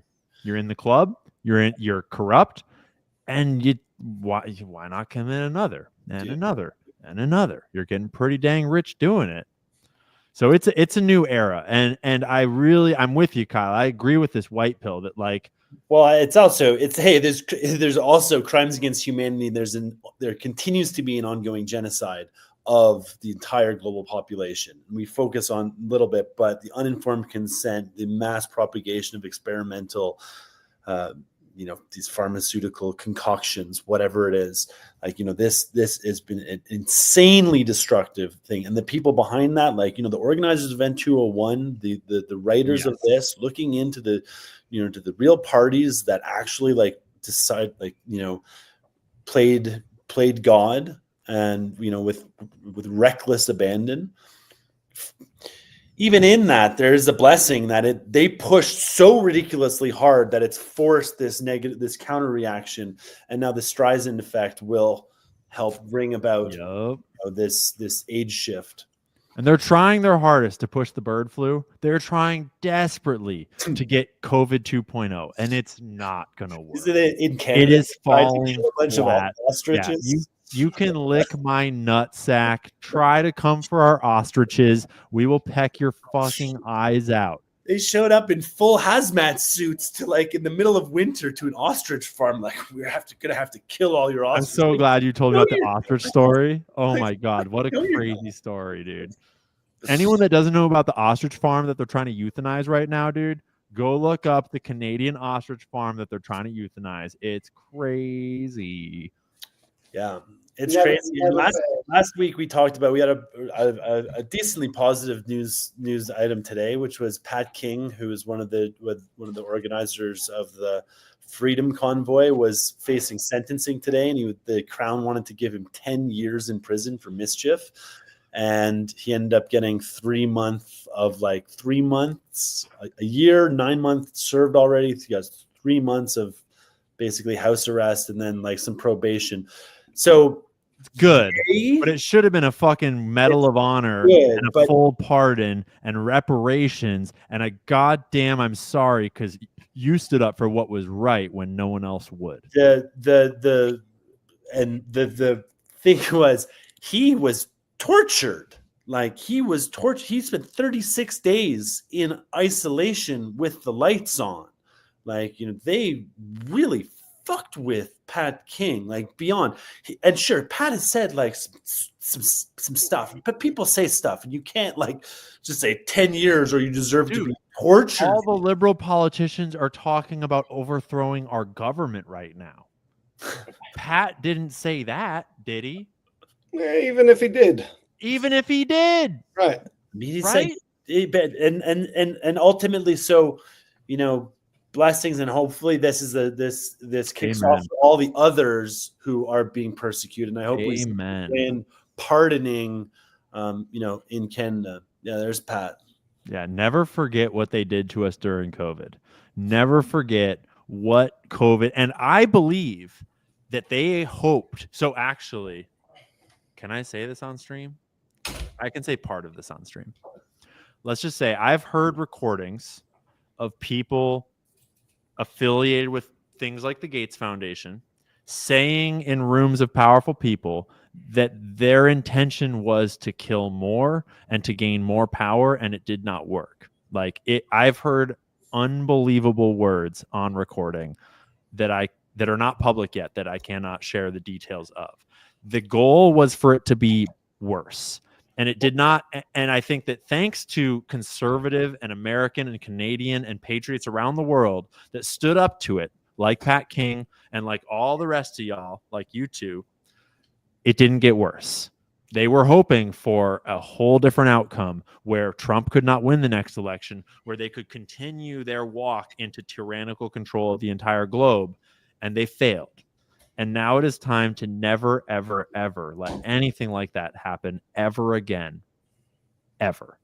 Well, so, and it's super well said. My fear has always been when you go through a trauma, especially a collective trauma, where you put everybody on house arrest, the insanity to try to coerce everybody into taking the shot, all of it. That there's a tendency for us to want to just like memory hole it and move on with our lives because it was so traumatic. This cannot be one of those instances. Like this demands, this attempt on humanity demands accountability. Yeah. And seriously, like bigger ways than we've had to activate as humanity in a long time. And we have to do it. We have to do it, right? Like I consider myself, right? Like not only did I not take a single like vaccine or booster, Yes, I never, sir. I never even once took a COVID test. Yes, sir. Like, Let's go. right? And for me, I will say that, dude, I did early on, and I learned earlier than most. I have a crazy COVID story. We'll have to get into it sometime, right? Like I found out in December, right, that like because I was asked to like work on the National Security Task Force, right, and like doing me and Jen were like verifying videos and monitoring supply chain issues across the United States, right? Because I have this big network, so right, I had people going in and checking on N95 masks. I could tell you like to the day that you could no longer get them at Home Depot. That was in January. And then like for 2 extra weeks, you could still find them at some Tractor Supply centers. And then like you could not get N95 masks anymore.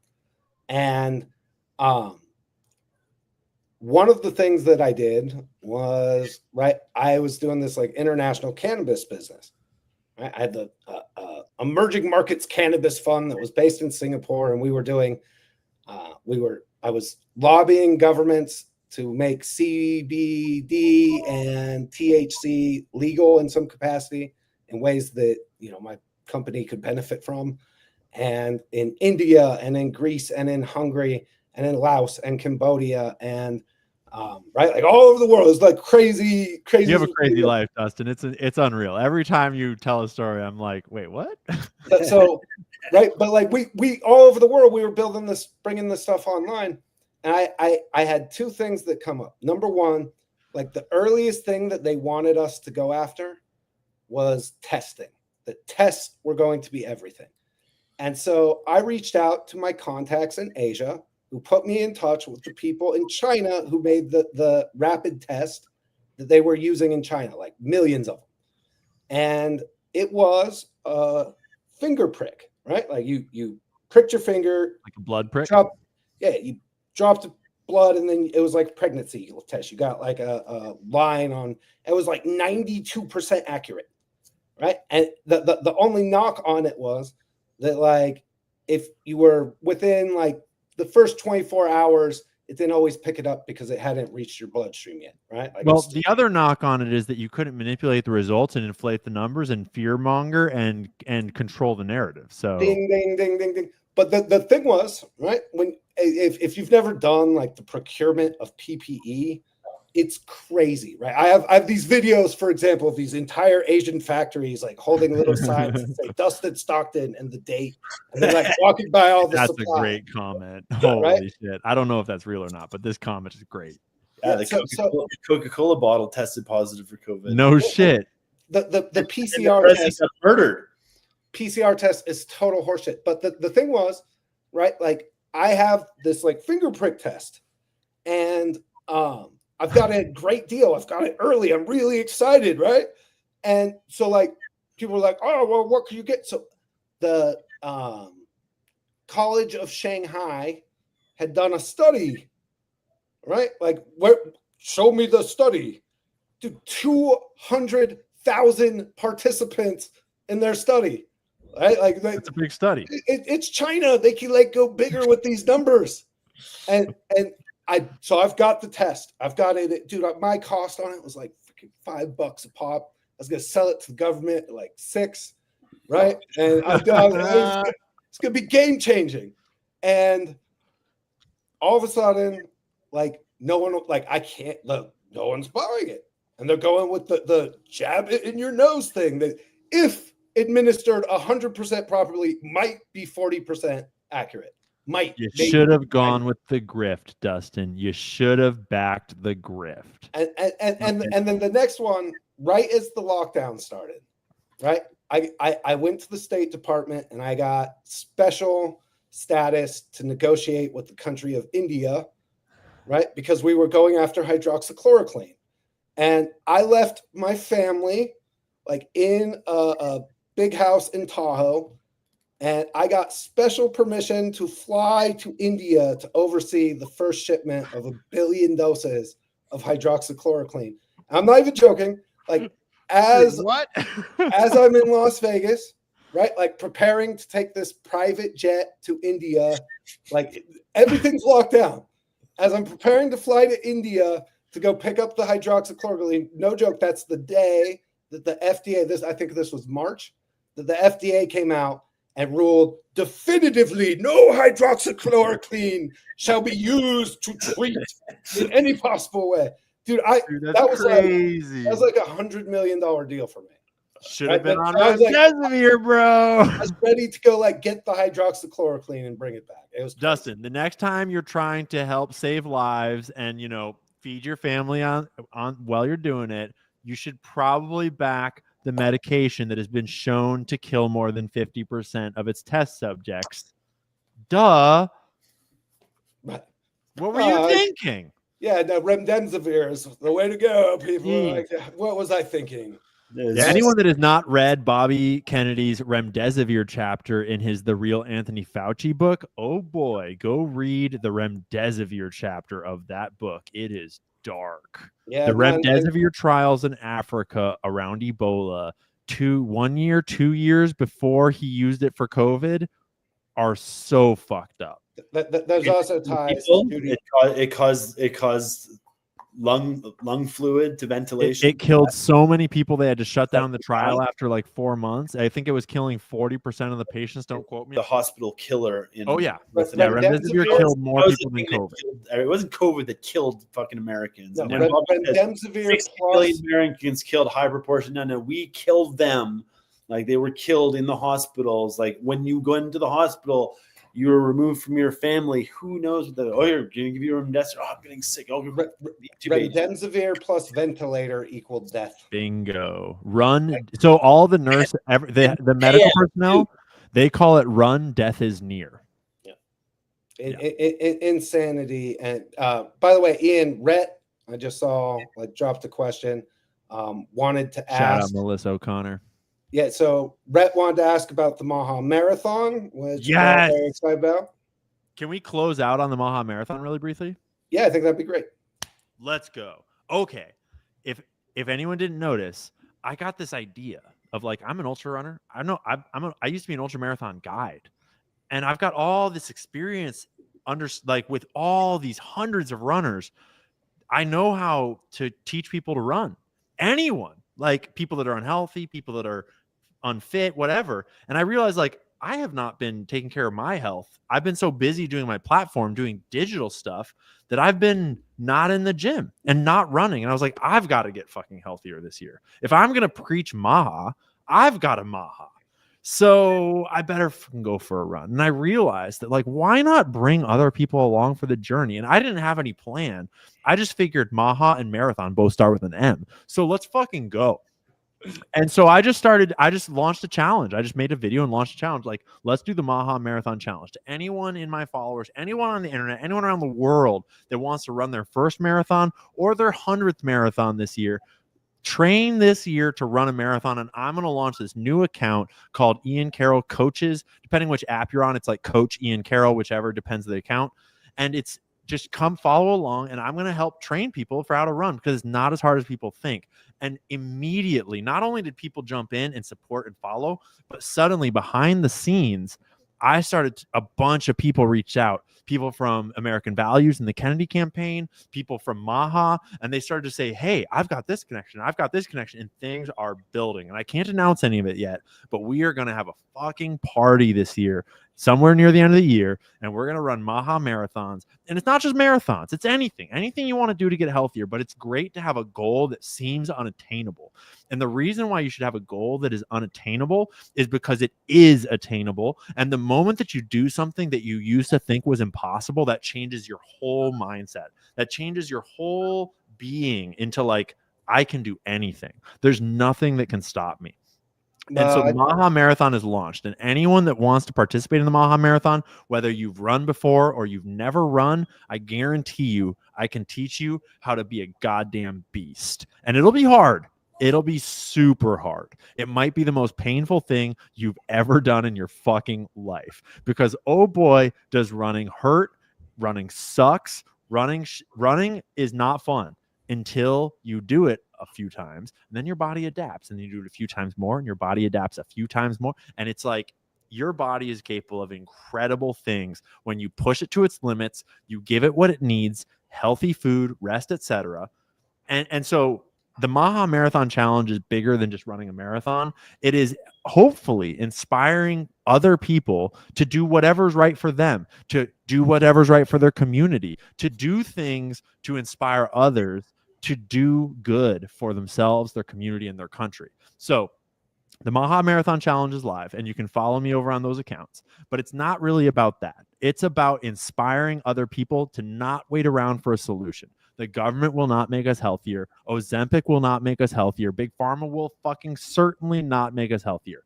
We will make us healthier. And it comes through hard work, because the problem is that Big Pharma realized, big food, big ag, they all realized that everyone is like, comfort is nice. Convenience is really nice. Sitting on your couch is easy, and everyone loves easy. But hard times make hard people. Hard people make easy times. Easy times make gay, fake ass bitches that subvert the truth. And we're in that part of the world right now. And it's time to get back to hard people. And you don't become hard people without doing hard shit. So we're going to do hard shit together. We're going to make America healthy again together. And it starts with us, not with our government. It starts with us. Well, now that we've heard from Mr. Marathon team over there, Yeah, I'd just like to congratulate myself for not smoking during the Maha podcast for the first time in weeks. Let's go, Dustin. Let's celebrate the I wins, need to baby. get out there and get one, man. I'm like, need That's my what's fix. up, dude. Hey, Dustin, if you didn't hear, we have a great sponsor. Throw these away. Woo! Fucking get some Alps, and those can help you to slowly curb your smoking habit. And I actually personally quit smoking spliffs. I used to smoke fucking like 10 spliffs a day when I was younger, and I used nicotine gum at the time because these weren't very popular back then, in order to curb my smoking habit and replace that like jittery kind of like like that, like I need to fucking like. And I replaced that with like, I hate this shit. And I'm not saying you need to do this, Dustin, because I don't give a shit, dude. I love you either way. But like for me, I realized that like I had a nephew that year. My nephew was about to be born. It was New Year's. And I just had this kind of realization of like, I don't want to be an uncle that's smoking spliffs all day for my nephew. I want to do things. I want to like make a future. I want to be a badass, and I want to inspire my nephew to be a badass. And so the day that it was like the weeks after my brother told me that I was going to be an uncle, I decided like I've got to do something about this. And I used running and the hatred for like, I don't want to be that person anymore. Cause it wasn't just smoking spliffs. It was just not doing anything. And because, and I just like fueled that hatred, and I would just go out on runs and just run until the hatred of who I was not becoming had worn me all out. And I was like, I'm just going to go to bed. So and it just like overnight. I love that. I'm more of like a Rocky training montage, right? Yeah. I like chopping firewood, like building Yeah, shit, dog. right? But no, like to be honest, like we all can be healthier. There's no way I'm running a marathon, but like we'll do like a firewood chopping challenge or something. Yes, sir. Yeah. This is the year that we all take initiative to make America healthy again. And I think that that is the perfect place to round up this podcast, to wrap up the show, to inspire everyone, whatever it is for you, to think of something hard that you think is impossible, that you really always did want to do, but it's just been easy not to do it. You can fucking do it. Take initiative. 100% can Don't do wait it. Go for get it. anyone. Make America healthy again. I get down to the land of the free America. Life is easy. You can't take this land from me, 'cause I'll send robots to get busy. Jeff Bezos came, Bill Gates came, Mark Zuckerberg came, many of them came numerous times, the bankers have all come, everybody's coming. As if we don't expect huge max gains for this land.